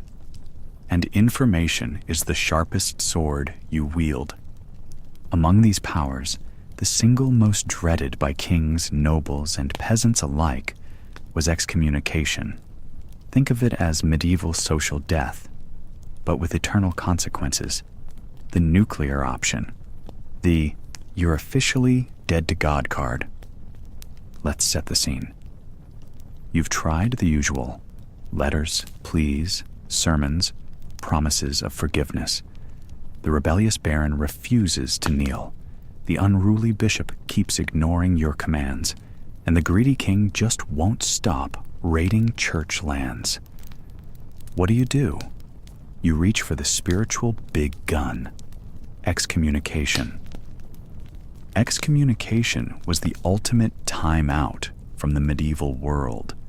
But unlike the playground, this wasn't about sitting on the sidelines until you felt like playing nice. This was being cut off from the very soul of Christian society. You were thrown out of the church. No mass, no confession, no last rites, no salvation.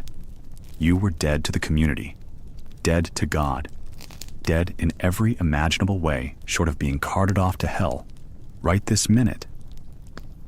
Imagine waking up one morning and discovering that the Pope himself has declared you an unperson. Your neighbors shun you. Your servants abandon you. Your friends cross the street when you approach. Churches close their doors to you. And if you're a ruler, your vassals might just decide you're no longer fit to lead. The spiritual basis for your earthly power stripped away, like peeling rotten bark. But how exactly did excommunication work, and why was it so devastating? First off, this wasn't just a spiritual threat in theory. It had real teeth. Medieval Europeans took salvation seriously. Death without the church's sacraments was a horror worse than any battlefield, death, or plague. Being cut off meant risking eternal damnation. No purgatory, no second chances, just endless torment. The fear of that alone could send rebellious nobles crawling back to Rome on their knees. Then there was the social impact. The church was the glue holding medieval society together. Community, commerce, even politics revolved around faith and the sacraments. Without church membership, you were a pariah. Nobody wanted to do business with someone excommunicated. No marriage or baptism could touch you or your children. You couldn't bury your dead in consecrated ground. Your very existence was legally and socially questioned. But don't imagine this was an empty threat thrown around like some medieval Twitter rant. Excommunication was deliberately rare and serious, a weapon saved for the biggest offenders, not something used for petty annoyances. Popes used it with strategic precision to bend kings and bishops to their will. And when they pulled the trigger, it was utterly terrifying. Take the story of Emperor Frederick Barbarossa, a famously stubborn and proud ruler who learned this the hard way. After repeatedly defying the Pope's authority and invading church territories, Frederick found himself excommunicated twice. The first time, he just shrugged and kept marching. The second, that was a different story. The excommunication gave his enemies a divine reason to revolt, and his own nobles pause before backing him. The emperor's prestige and power cracked. Eventually, he grudgingly made peace with the church, humbled by the spiritual hammer. Excommunication was so powerful because it wasn't just a punishment. It was political theater backed by supernatural terror. It signaled that the Pope was not just a religious figure, but a force with the authority to decide who lived and died in the medieval social order. Popes wielded this power to enforce obedience, settle scores, and shape politics across Europe. But how did a pope actually deliver this apocalypse? It wasn't a simple text message or a loud church bell. The ritual of excommunication was a carefully crafted public spectacle, a medieval announcement that you were officially persona non grata before God and man. Usually, it started with a formal letter, a missive carefully worded with all the church's weight, declaring the excommunicated individual cut off unless they repented. This letter was read aloud in church services, ensuring that everyone in the community, from the humblest serf to the mightiest duke, knew about your fall from grace. Sometimes, this was accompanied by symbolic gestures, the ringing of a bell, or the tearing of a document in a public square, signs that the offender was being torn from the body of Christendom. The excommunicated were barred from entering churches or receiving sacraments, a death sentence for the medieval soul. Priests refused to pray with or for them. This exclusion lasted until full confession and repentance restored them. And even then, the process was humiliating and lengthy. What if you just ignored the excommunication? Bad idea. The church's grip extended beyond mere spiritual threats. Excommunication often came paired with interdicts, which could shut down entire towns or regions. No masses, no weddings, no funerals. The whole community suffered, pressuring local rulers to make peace with the Pope. Kings who defied the church risked rebellions encouraged by church-sanctioned nobles or invasions blessed by the Pope's allies. For ordinary people, excommunication could be a nightmare. If the lord of the manor was excommunicated, the peasants had to choose between loyalty and salvation, a dilemma that could tear villages apart. And for clergy, being excommunicated meant career death, loss of income, and social ostracism. Yet, despite all its terror, excommunication was also a tool of mercy in the Pope's eyes. It was meant to correct, not just punish. The door was always open for repentance, for the excommunicated to crawl back into the church's embrace. The whole terrifying ritual was designed to shock souls into obedience and humility. But make no mistake, this was no gentle nudge. Excommunication was medieval Europe's closest equivalent to a spiritual atomic bomb, a weapon so severe it could topple kings, shatter alliances, and rewrite the political map. By the late 12th century, popes had perfected the art of wielding excommunication with chilling effectiveness. It was the ultimate proof that the church wasn't just a collection of old men in funny hats, but a living, breathing superpower that could control life, death, and everything in between.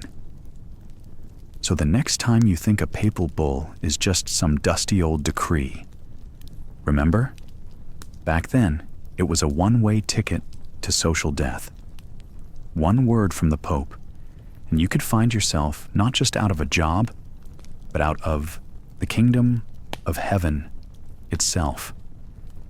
And in a world where that mattered most, excommunication was the closest thing to a death sentence you could get without someone swinging a sword. Welcome to the high medieval papacy, where power was spiritual, terrifying, and absolutely real, where faith and fear went hand in hand, and where the Pope could make kings tremble or break with nothing more than a stroke of a pen. Being Pope in the High Middle Ages is not just about piety. It's a non-stop game of political chess played with holy relics, indulgences, and yes, bribery. Let's set the scene. You're the Pope around the year 1170, a time when the Church is arguably the most powerful institution on the continent. Kings and emperors look to you for spiritual guidance, but also for political favors. Your word can crown or uncrown an emperor, launch a crusade, or excommunicate a pesky noble who just won't toe the line. But how do you keep all these powerful players in check? Hint: it's not with just prayers. First, understand that the Pope has an arsenal of tools that go way beyond sermons and spiritual authority. One of your most potent weapons? Relics. These aren't just dusty bones or old pieces of cloth. Relics are the medieval equivalent of political gold. Owning a piece of a saint's body, or even a tiny fragment of the true cross, makes you not only a spiritual heavyweight, but a kingmaker.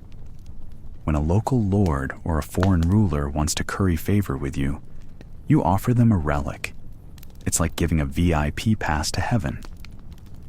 Imagine a medieval king holding a bone said to belong to St. Peter himself. It's a massive status boost. It says, "This ruler is favored by God," which is the ultimate PR in a world where divine right rules all. But here's the catch. Relics are scarce and precious, and the Pope's stash is limited. So, when the pressure mounts and loyalty wavers, you pull out another trick, the indulgence. Think of indulgences as medieval spiritual coupons. They reduce the time a soul would spend in purgatory, a fiery waiting room after death for souls to get squeaky clean before heaven. People wanted those coupons badly. Nobles, knights, even commoners were willing to pay vast sums for them. The Church handed them out to raise funds, influence armies, and secure alliances. Now, let's talk straight. This wasn't charity. The papacy was a business, and the currency was power wrapped in holy promises. You could hand out indulgences to a crusader about to storm Jerusalem, promising him spiritual rewards for risking life and limb. You could sell them to kings desperate to fund their wars or build cathedrals. The money flowed back to the Vatican like the Tiber River after a spring thaw. And then, of course, there's the bribe. Yes, the Holy Father was no stranger to bribery when the situation called for it. Political rivals, rival factions in Rome, ambitious cardinals, or even foreign monarchs weren't above slipping gold or land deals under the table to secure favor or silence opposition. Imagine a delicate conversation with a recalcitrant bishop. Sure, we could excommunicate you, but wouldn't you rather have this precious abbey's lands instead? Just think of the power you'd hold. Bribery wasn't whispered behind closed doors. It was the public secret everyone knew, but rarely spoke aloud. This wasn't some petty corruption either. This was realpolitik, using every tool at your disposal to keep the Church intact, powerful, and frankly, profitable. After all, maintaining a papal court filled with advisors, guards, messengers, and monks cost a lot. Your entourage alone needed constant feeding, clothes, and housing. The lavish lifestyle you led had to be funded somehow. Diplomacy itself was an elaborate dance of gifts, threats, and promises. A king needed your blessing for legitimacy, but you needed his armies to fight heretics or defend the papal territories in Italy. So, you'd send envoys packing with chests of gold, or better yet, a parcel of land or a newly minted title. All of this in exchange for loyalty, military support, or simply silence on sensitive issues. And don't get comfortable thinking these transactions were discreet. Papal diplomacy was loud, public, and theatrical. There were no smoke-filled backrooms here. The whole court knew the score. Documents were drawn up, sealed with wax, and read aloud in chapels. Because the Pope's power wasn't just spiritual, it was very much political theater. You could say it was a high-stakes poker game. Some popes played it better than others. For example, Pope Alexander III, who reigned during the mid-12th century, famously used his charm and cunning to outmaneuver Emperor Frederick Barbarossa. He allied with powerful Italian cities, gave indulgences to crusading knights, and used relics as diplomatic currency to build a coalition against imperial power. When the stakes got high, the Pope could threaten to cut someone off from the church entirely. Excommunication, a spiritual death sentence that isolated individuals politically and socially. But even this weapon was a bargaining chip. Sometimes you'd excommunicate someone just to bring them back to the negotiating table, with their tail between their legs and pockets, a little lighter. Meanwhile, the papal court was constantly under pressure. Powerful families in Rome, the Tusculani, the Frangipani, jockeyed for influence, each bribing their way into the papal chamber to install a friendly pope. These families treated the papacy almost like a business franchise.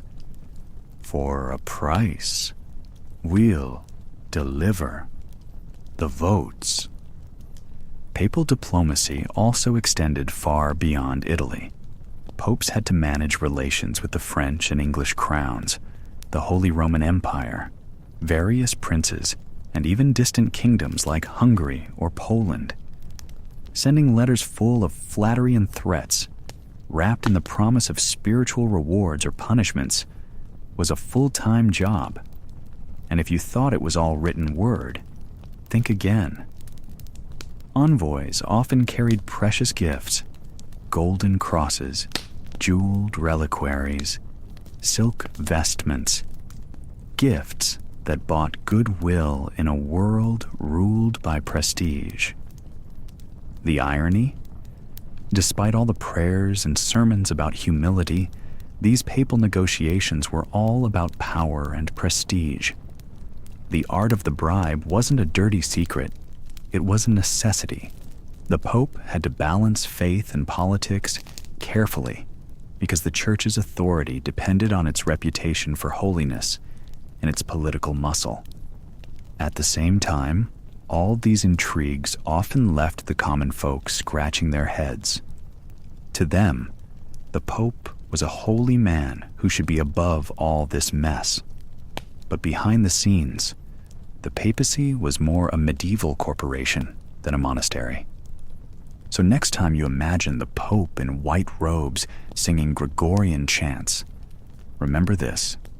In the High Middle Ages, the Pope was the ultimate negotiator, wielding relics like royal jewels, selling indulgences like spiritual stock options, and bribing his way through Europe's tangled power struggles.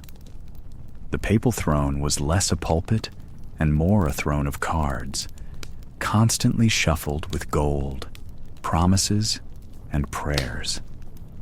And if you ever wonder how much the Church's influence stretched during this time, just remember, it was built on a foundation of faith and a little bit of well-placed bribery.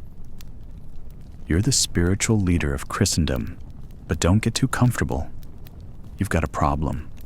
The poor. Not just a handful of ragged peasants outside your palace gates, but millions of them. Hungry, sick, desperate. And guess what? They expect you to care. Or at least, to look like you care. Let's be honest. Being the Pope back then was equal parts saintly shepherd and showman. Charity wasn't just a good deed. It was a political necessity, a performance, and sometimes an elaborate exercise in public relations.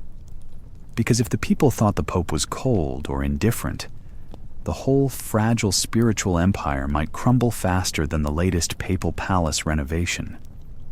So, how exactly did your average medieval Pope handle the poor? What did charity really look like when you're living in a palace with marble floors, golden chalices, and more servants than you can count? First things first, beggars. They're everywhere, crowding the streets of Rome, the piazzas of Avignon, the steps of every church, including yours. They're the original Pope problems. They want alms. They want bread. They want a miracle, or at least a crust. If you ignore them, you look cruel and distant. If you give in to every request, your treasury empties faster than you can say, indulgence. So the solution? Public charity. Big, loud, highly visible, and carefully orchestrated. Imagine this. A procession from the Lateran Palace, your official residence, winding through the city streets. You, dressed in your finest, flanked by cardinals and monks, handing out coins and loaves to the poor. Not out of the goodness of your heart, necessarily, but because the whole spectacle reminds people you are the father of the poor, the vicar of Christ, the holy man who cares. You might even order the establishment of hospitals, though don't picture sterile wards or modern medicine. These were often more like sanctuaries run by religious orders, places where the sick were housed, prayed over, and sometimes left to die quietly under a candlelit ceiling. Hospitals in the 13th century were strange places, often staffed by monks or nuns. They weren't so much medical centers as spiritual retreats where the poor and sick could find shelter. Healing was secondary. Salvation was the real goal. As Pope, you'd patronize these hospitals, fund them with donations, and encourage your flock to give generously. You might commission new buildings or sponsor relics said to have healing powers, which brought in pilgrims and their coin. But the care was rudimentary. The medicine might be a mix of prayers, herbal poultices, and the occasional bleeding. Disease was mysterious, often seen as a punishment for sin, so the sick were also reminded to repent, confess, and prepare for the afterlife. Still, these hospitals became a key part of your public image. A pope who supported hospitals looked pious, compassionate, and worthy of divine favor. The poor might have lived in misery, but at least they could point to the church as a source of shelter and hope. Another tool in your papal toolbox was preaching. No, not the kind of quiet sermon you hear in tiny parish churches. We're talking about massive public spectacles. Popes traveled, or sent legates, to preach charity and kindness, at least on the surface. They urged nobles and merchants to give generously, to remember their Christian duty. And sometimes they preached directly to the poor, reminding them of their place in God's plan. But preaching wasn't just spiritual guidance. It was a way to keep the peace. The poor were dangerous. Hungry people could riot or follow heretical preachers who promised a better life outside church control. So your sermons worked double duty. soften the rich's hearts enough to open their purses, and keep the poor hopeful enough to stay loyal. Here's the catch. Charity was political. The papacy was deeply entangled with power struggles, both spiritual and temporal. Handing out alms could win friends or enemies. Rich families wanted to be seen giving to the church so they could climb the social ladder. Local rulers wanted to show they supported the Pope's charity programs to legitimize their own power. And you? You had to balance it all without looking like you were playing favorites. You had to avoid the scandal of rich donors whose greed outshone their generosity, or poor factions accusing you of neglect. Some popes got savvy and created special church officials called almoners, the guys in charge of managing charity and distributing alms. This helped turn charity into a more organized affair, and importantly, a way to control who got what and when. Not all was saintly in the papal charity game. Sometimes the motivation was less, love thy neighbor, and more, show the world I'm doing God's work, so I stay in power. And let's be honest, some popes were famously stingy or corrupt, funneling money into wars, palaces, or their own pockets instead of the poor.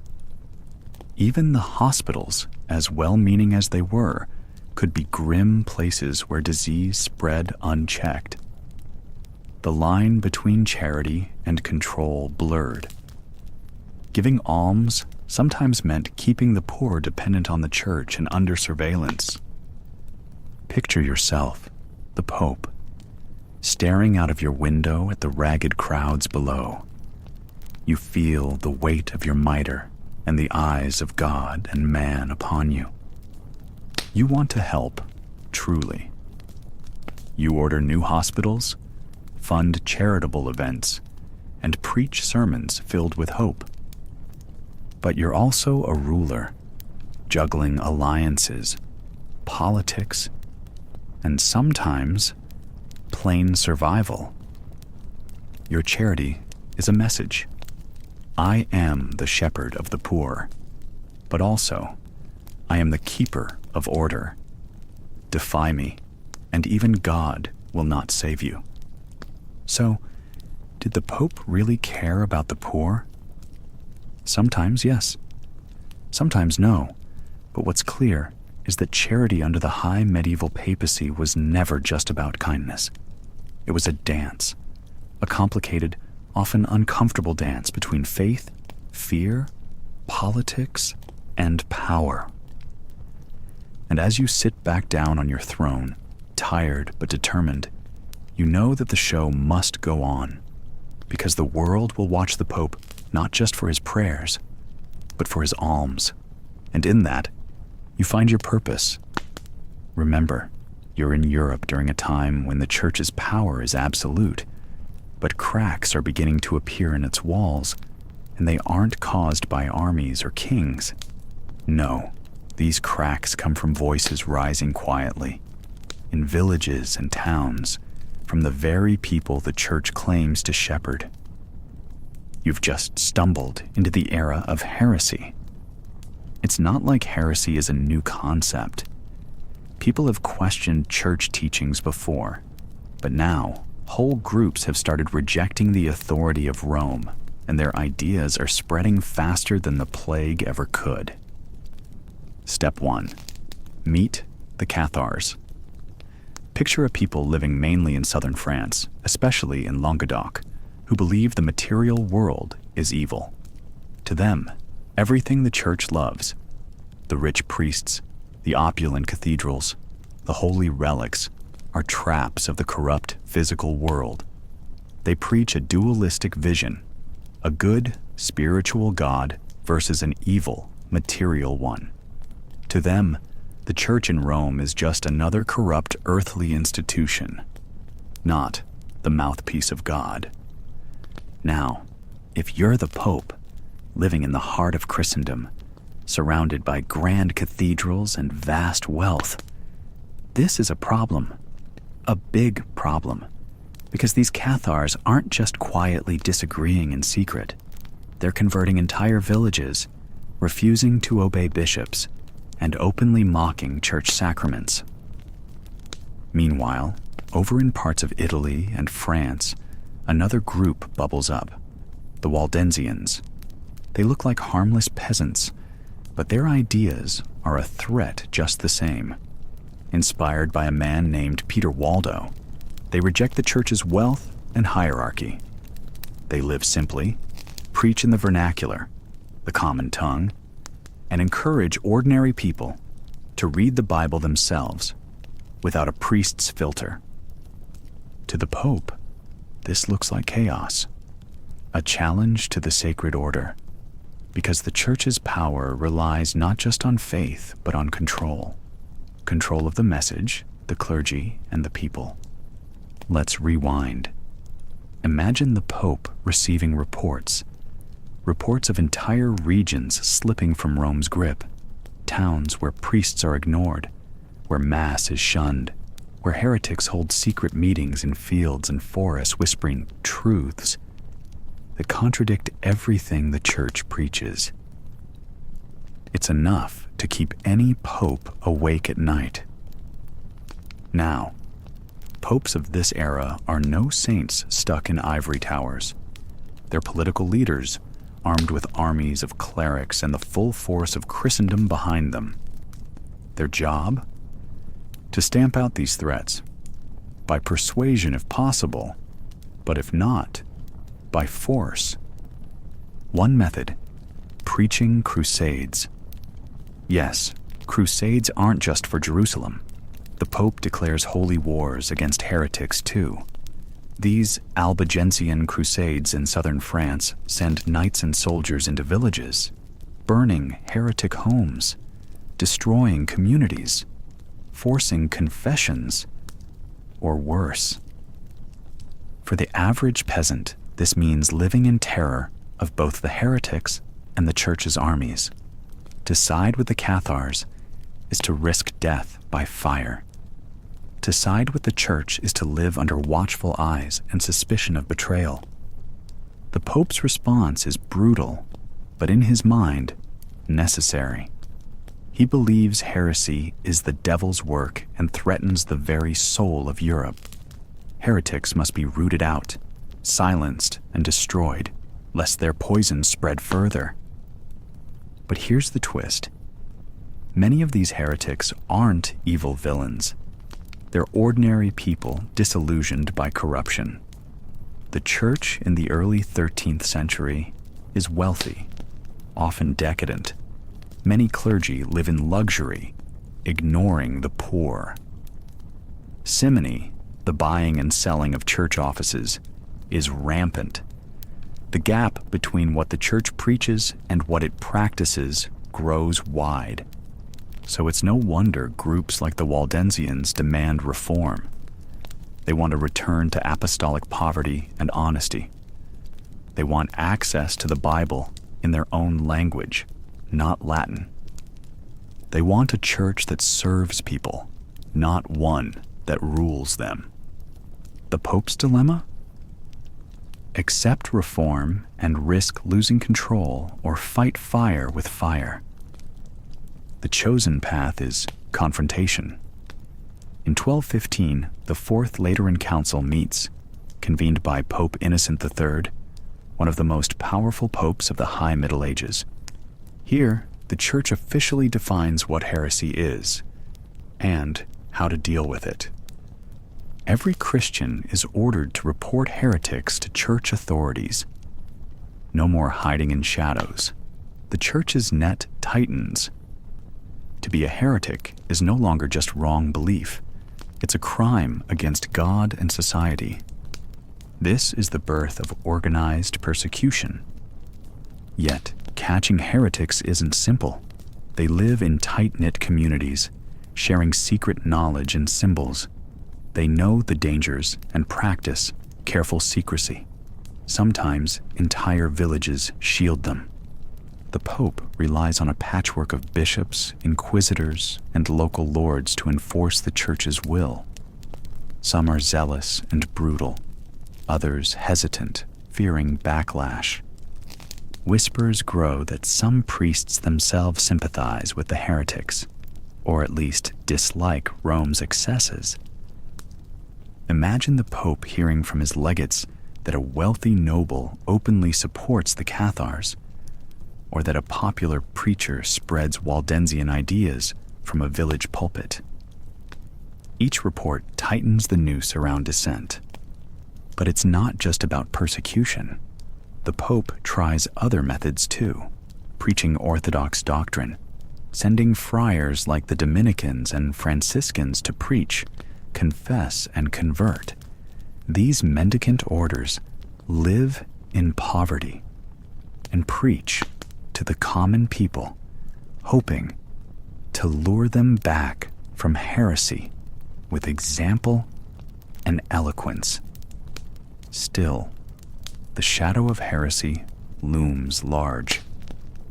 By mid-century, entire regions have been devastated by crusades and purges. Churches are rebuilt, Orthodox bishops installed, but the memory of violence remains. For the Pope, it's a sobering lesson. Spiritual authority alone can't hold the flock together. Sometimes it must be backed by swords and fires. And so, as you lay your head down this night in 1230, remember this. The church that you thought was unshakable is quietly fighting for its very survival. From within, those voices rising in the hills and valleys are not just whispers of dissent. They are a challenge to an empire of faith, and the Pope, crowned with spiritual authority, is both shepherd and executioner in this perilous game of belief and power. Welcome to the rise of the heretics. And today you're stepping into the grand shadowed halls of the papacy, where faith and fear intertwine, and the church's power sharpens into something that chills even the bravest. The papal inquisition is just beginning, but it's already the talk of Europe's whispers, a terrifying new chapter in the church's quest to police belief.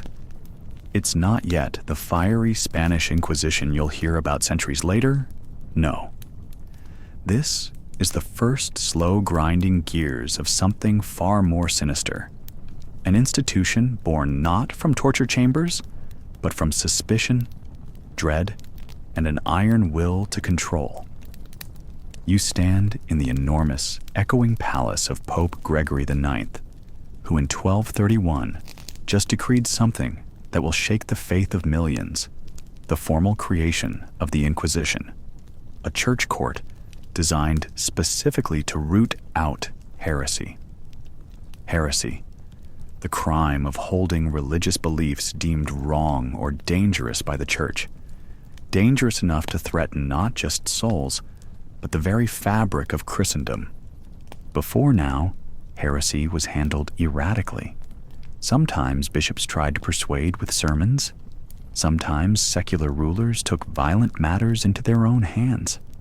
But now the Pope has institutionalized suspicion, making it systematic, official, and frighteningly bureaucratic.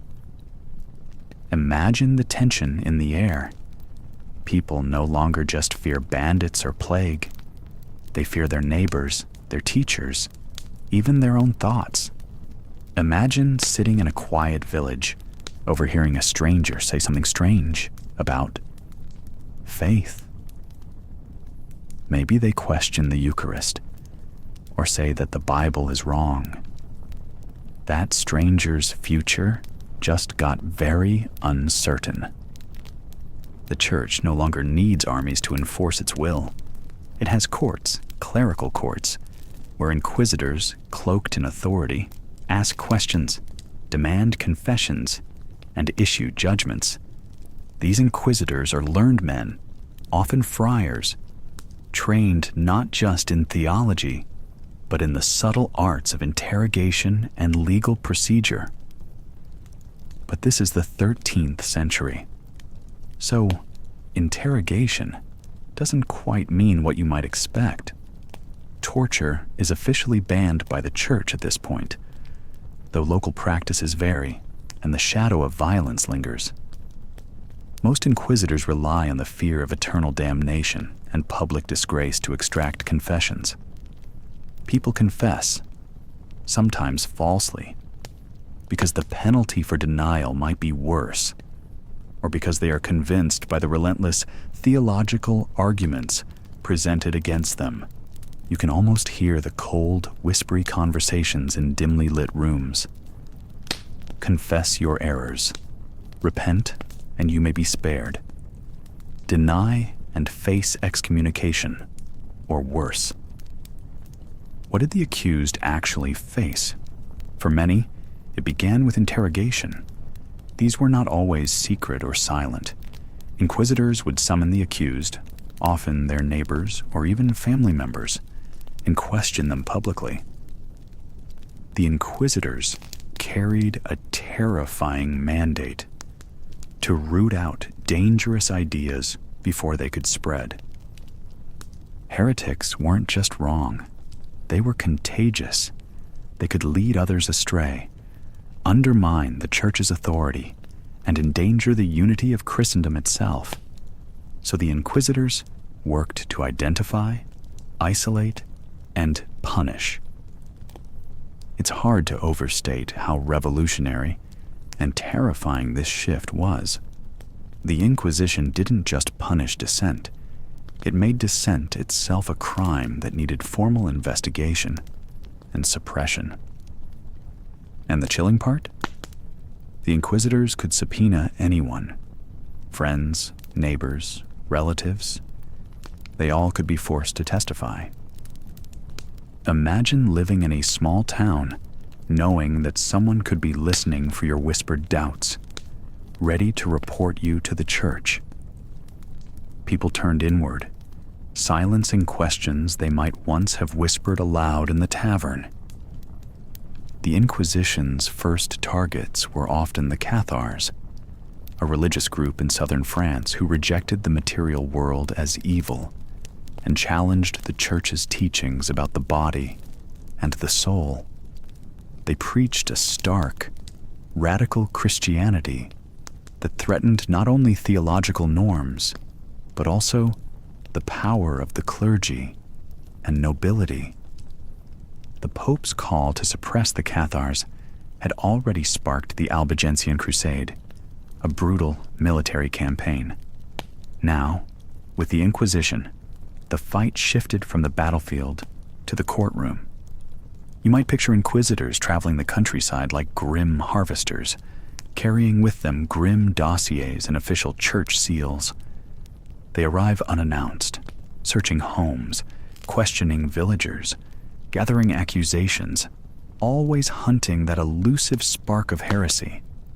Sometimes the accused could clear their name by swearing orthodox belief and performing public penance, public humiliation, wearing special clothing, pilgrimages, or fines. Other times, the sentences were harsher. Imprisonment, confiscation of property, or banishment. But the ultimate punishment, though rare in this early period, was handed over to secular authorities: death. The church itself did not wield the sword, but it delivered heretics to kings and lords for execution. And so, those condemned by the Inquisition often faced the terrifying fate of being burned at the stake. A slow, agonizing death meant to serve as a warning. While the church proclaimed this as necessary to save souls, many ordinary people saw it as a terrifying betrayal of Christ's message of mercy. Stories spread of neighbors disappearing, rumors of torture chambers in distant castles, and secret lists of suspected heretics growing ever longer. The Inquisition was not just about faith, it was about power, the power of the church to shape society, to silence rivals, and to ensure that every soul bowed before Rome's authority. At the papal court, officials debated endlessly. Was the Inquisition a righteous defense or a dangerous tool that could be abused? These debates were mostly hidden from common folk, but the tension trickled down into everyday life. Priests warned against heresy from the pulpit, while peasants and nobles alike grew wary of saying too much. Even among the clergy, fear spread. Some feared the Inquisition would consume even the innocent, or that it might turn into a monster beyond control. Others saw it as a divine mission, a holy duty to protect Christendom at all costs. And so, the Papal Inquisition began, not with flames and torture, as you might imagine, but with courts, interrogations, and a creeping culture of fear. It planted the seeds of a relentless campaign against dissent that would last for centuries. For now, in the dusty streets of medieval towns, the shadow of the Inquisition falls like a cold cloud over the faithful, reminding everyone that in this new age of faith and fear, belief was not just a personal choice, but a matter of life and death. Now picture this. It's the early 13th century, and the Catholic Church faces an existential crisis. The landscape of Christendom is dotted with pockets of rebellion. Not armed knights with swords, but groups of people who challenge the very soul of the Church. Two of the most notorious are the Cathars and the Waldensians. These weren't just heretics in the eyes of the Church. They were dangerous ideas given flesh. The Cathars preached a stark dualism, believing that the material world was evil, created by a malevolent God, and that salvation meant escaping this corrupt flesh. The Waldensians criticized the Church's wealth and corruption, calling for a return to apostolic poverty. Both threatened the Church's authority, not with armies, but with words and beliefs. Until now, dealing with heresy was a messy, inconsistent affair. Local bishops might hold a trial or two, but often it was a chaotic, sometimes violent response, mob justice, vigilante killings, or uneasy tolerance. It was all very irregular and patchy, and frankly, inefficient. The Church wanted control, uniformity, and a system that could root out heresy thoroughly and legally, all while reinforcing papal supremacy. Enter Pope Gregory IX. Gregory IX, a man with a fiery temper and an iron will, was no stranger to the political and spiritual turmoil of his time. In 1231, he officially established what we now call the Papal Inquisition, a permanent, centralized institution tasked with hunting down heretics across Christendom. Unlike previous local efforts, this new Inquisition was run directly under papal authority, marking a seismic shift in how the Church exercised its power. Gregory appointed a small group of specially trained inquisitors, often drawn from the newly formed Dominican and Franciscan orders. These were friars, men who had taken vows of poverty, chastity, and obedience, but were also educated, eloquent, and fiercely loyal to Rome. The Dominicans, known as the Dominicanes, or Hounds of the Lord, were particularly suited for this grim job. They traveled from town to town, preaching, investigating rumors, and conducting interrogations with a chilling procedural rigor. The Inquisition's mission was simple, but brutal.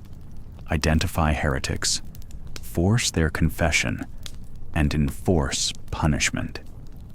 But unlike the mob violence that often characterized anti-heresy actions before, the Papal Inquisition presented itself as a legal court. It had procedures, rules of evidence, and, at least in theory, the right to offer the accused a chance to repent and return to the Church's fold. Of course, theory and practice often diverged. Confessions were frequently extracted under threat, sometimes torture, and the punishments for heresy were severe. Penalties ranged from public penance and fines to imprisonment and execution by burning. The church didn't directly carry out executions. Instead, convicted heretics were handed over to secular authorities for the grim business of burning at the stake. A grim spectacle meant to terrify the populace and reinforce the church's absolute authority.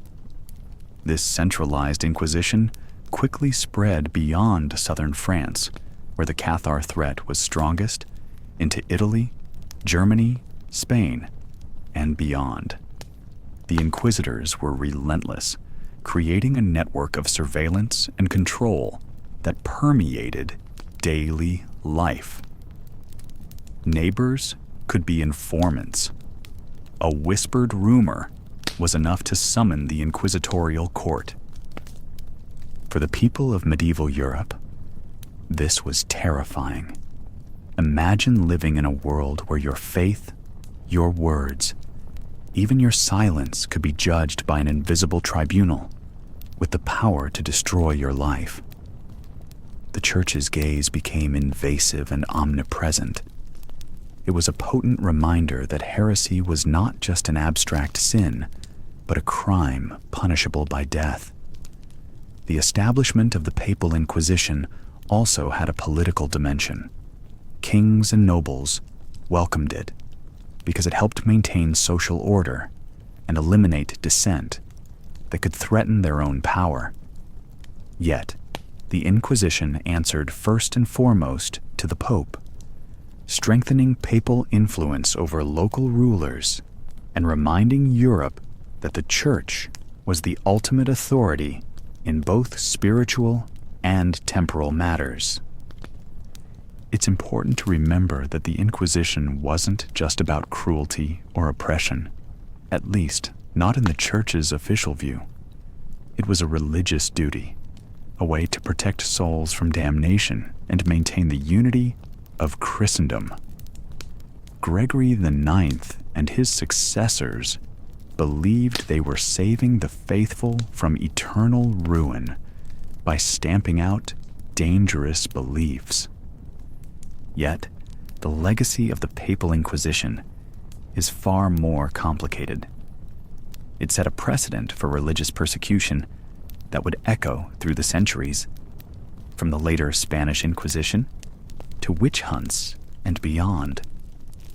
The Church's attempt to enforce ideological uniformity came at a terrible human cost, and the fear it sowed changed the medieval world forever.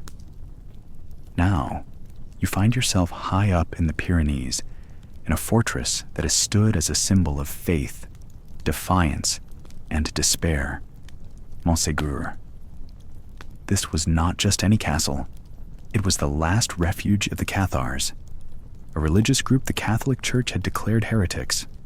Their story is a brutal chapter in the rise of the Papal Inquisition, a chilling reminder of what happened when belief clashed violently with power. Montségur sits perched atop a steep, rocky peak, almost unreachable. Imagine the landscape. Rugged cliffs drop sharply into deep valleys, the air thin and cold. It's a fortress designed for defense, almost impregnable to attack. For nearly a decade, Montségur was the heart of the Cathar resistance in southern France, a beacon of hope for those who rejected the official church's teachings. The Cathars, also known as the Good Christians, believed in a dualistic worldview.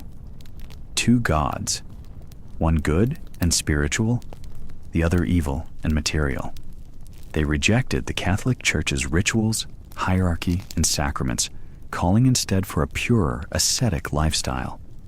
At the core of their faith were the perfects, spiritual leaders who lived lives of extreme austerity, renouncing worldly possessions, marriage, and violence.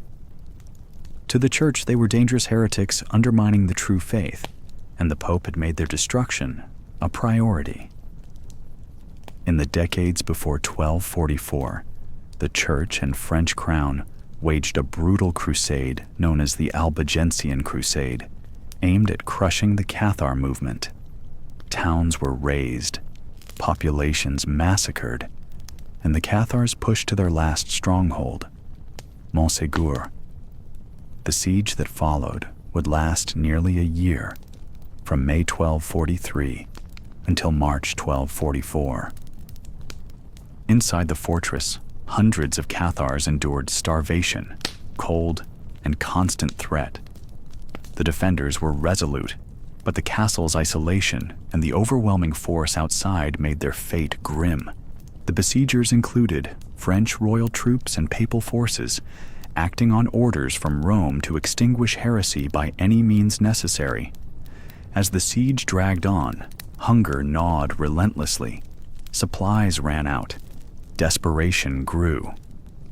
Finally, on March 16th, 1244, the Cathar defenders surrendered under terms that, it turned out, were anything but merciful. What happened next was a grim testament to the power and ruthlessness of the Papal Inquisition in its early years. The Cathar perfects, those devoted souls who had renounced the world, were separated from the rest. They were handed over to the Inquisition, the Church's official tribunal tasked with rooting out heresy. This was not a courtroom drama, but a terrifying ordeal where the accused faced interrogation, forced confessions, and sentences handed down by judges wielding the full force of religious and secular law. The perfects were condemned as heretics, and the sentence was death by burning at the stake. This was the brutal reality of the Inquisition's method. Public executions designed to terrify others into obedience and eradicate dangerous beliefs. On a grim day in March 1244, in a meadow below Montségur, over 200 Cathar perfects were led to the pyre. The air was thick with smoke and the cries of the condemned. Some accounts say they faced death with calm resolve. Others describe desperate pleas. Regardless, the flames consumed them, marking a horrifying end to a faith that had thrived for decades. The fall of Montségur and the execution of the Cathar perfects sent a powerful message across Europe. The Church was willing to use extreme violence to maintain doctrinal unity. The Papal Inquisition, still in its infancy, showed how it could serve as an instrument of terror, rooting out dissent with deadly efficiency. Yet this event was not just about punishment. It was about control. The Cathar heresy challenged the Church's monopoly on spiritual authority and its worldly power. By destroying the Cathars, the Church was sending a warning to all who might question its teachings. Conformity was mandatory, and resistance would be met with fire. But what about the ordinary people caught in the middle? The siege didn't just target perfects. Many lay Cathars, families, and sympathizers suffered too. The countryside around Montségur was devastated. Villages were burned, people displaced, and a culture slowly erased. This was a war not just of arms, but of faith and identity. The Inquisition itself grew from these dark beginnings. From 1244 onward, inquisitors, men often drawn from the Dominican order, traveled across Europe, empowered to investigate, interrogate, and punish heresy. They operated under papal authority, but often collaborated with secular rulers, blurring lines between church and state power. The tools they used, surveillance, forced confession, torture, would become infamous and feared for centuries. Montségur's fall also marked a turning point in the nature of religious persecution. It was no longer just spontaneous violence or local justice. It was organized, institutionalized, and backed by the highest authorities in Christendom. This set a precedent for how dissent would be handled in the coming centuries, not just in France, but throughout Europe. And yet, despite the Church's efforts, the Cathar legacy didn't vanish entirely. Their story survived in folklore, in scattered communities, and in the memory of resistance against oppression. Montségur itself became a symbol, both a tomb for a doomed faith and a beacon of defiance. Thanks for listening. If you're already asleep, great. We've successfully lulled you to sleep. And if you're still awake, well, that's impressive. If you genuinely enjoy these boring stories about history, feel free to subscribe to our channel whenever you're in the mood. Sleep well, and good night.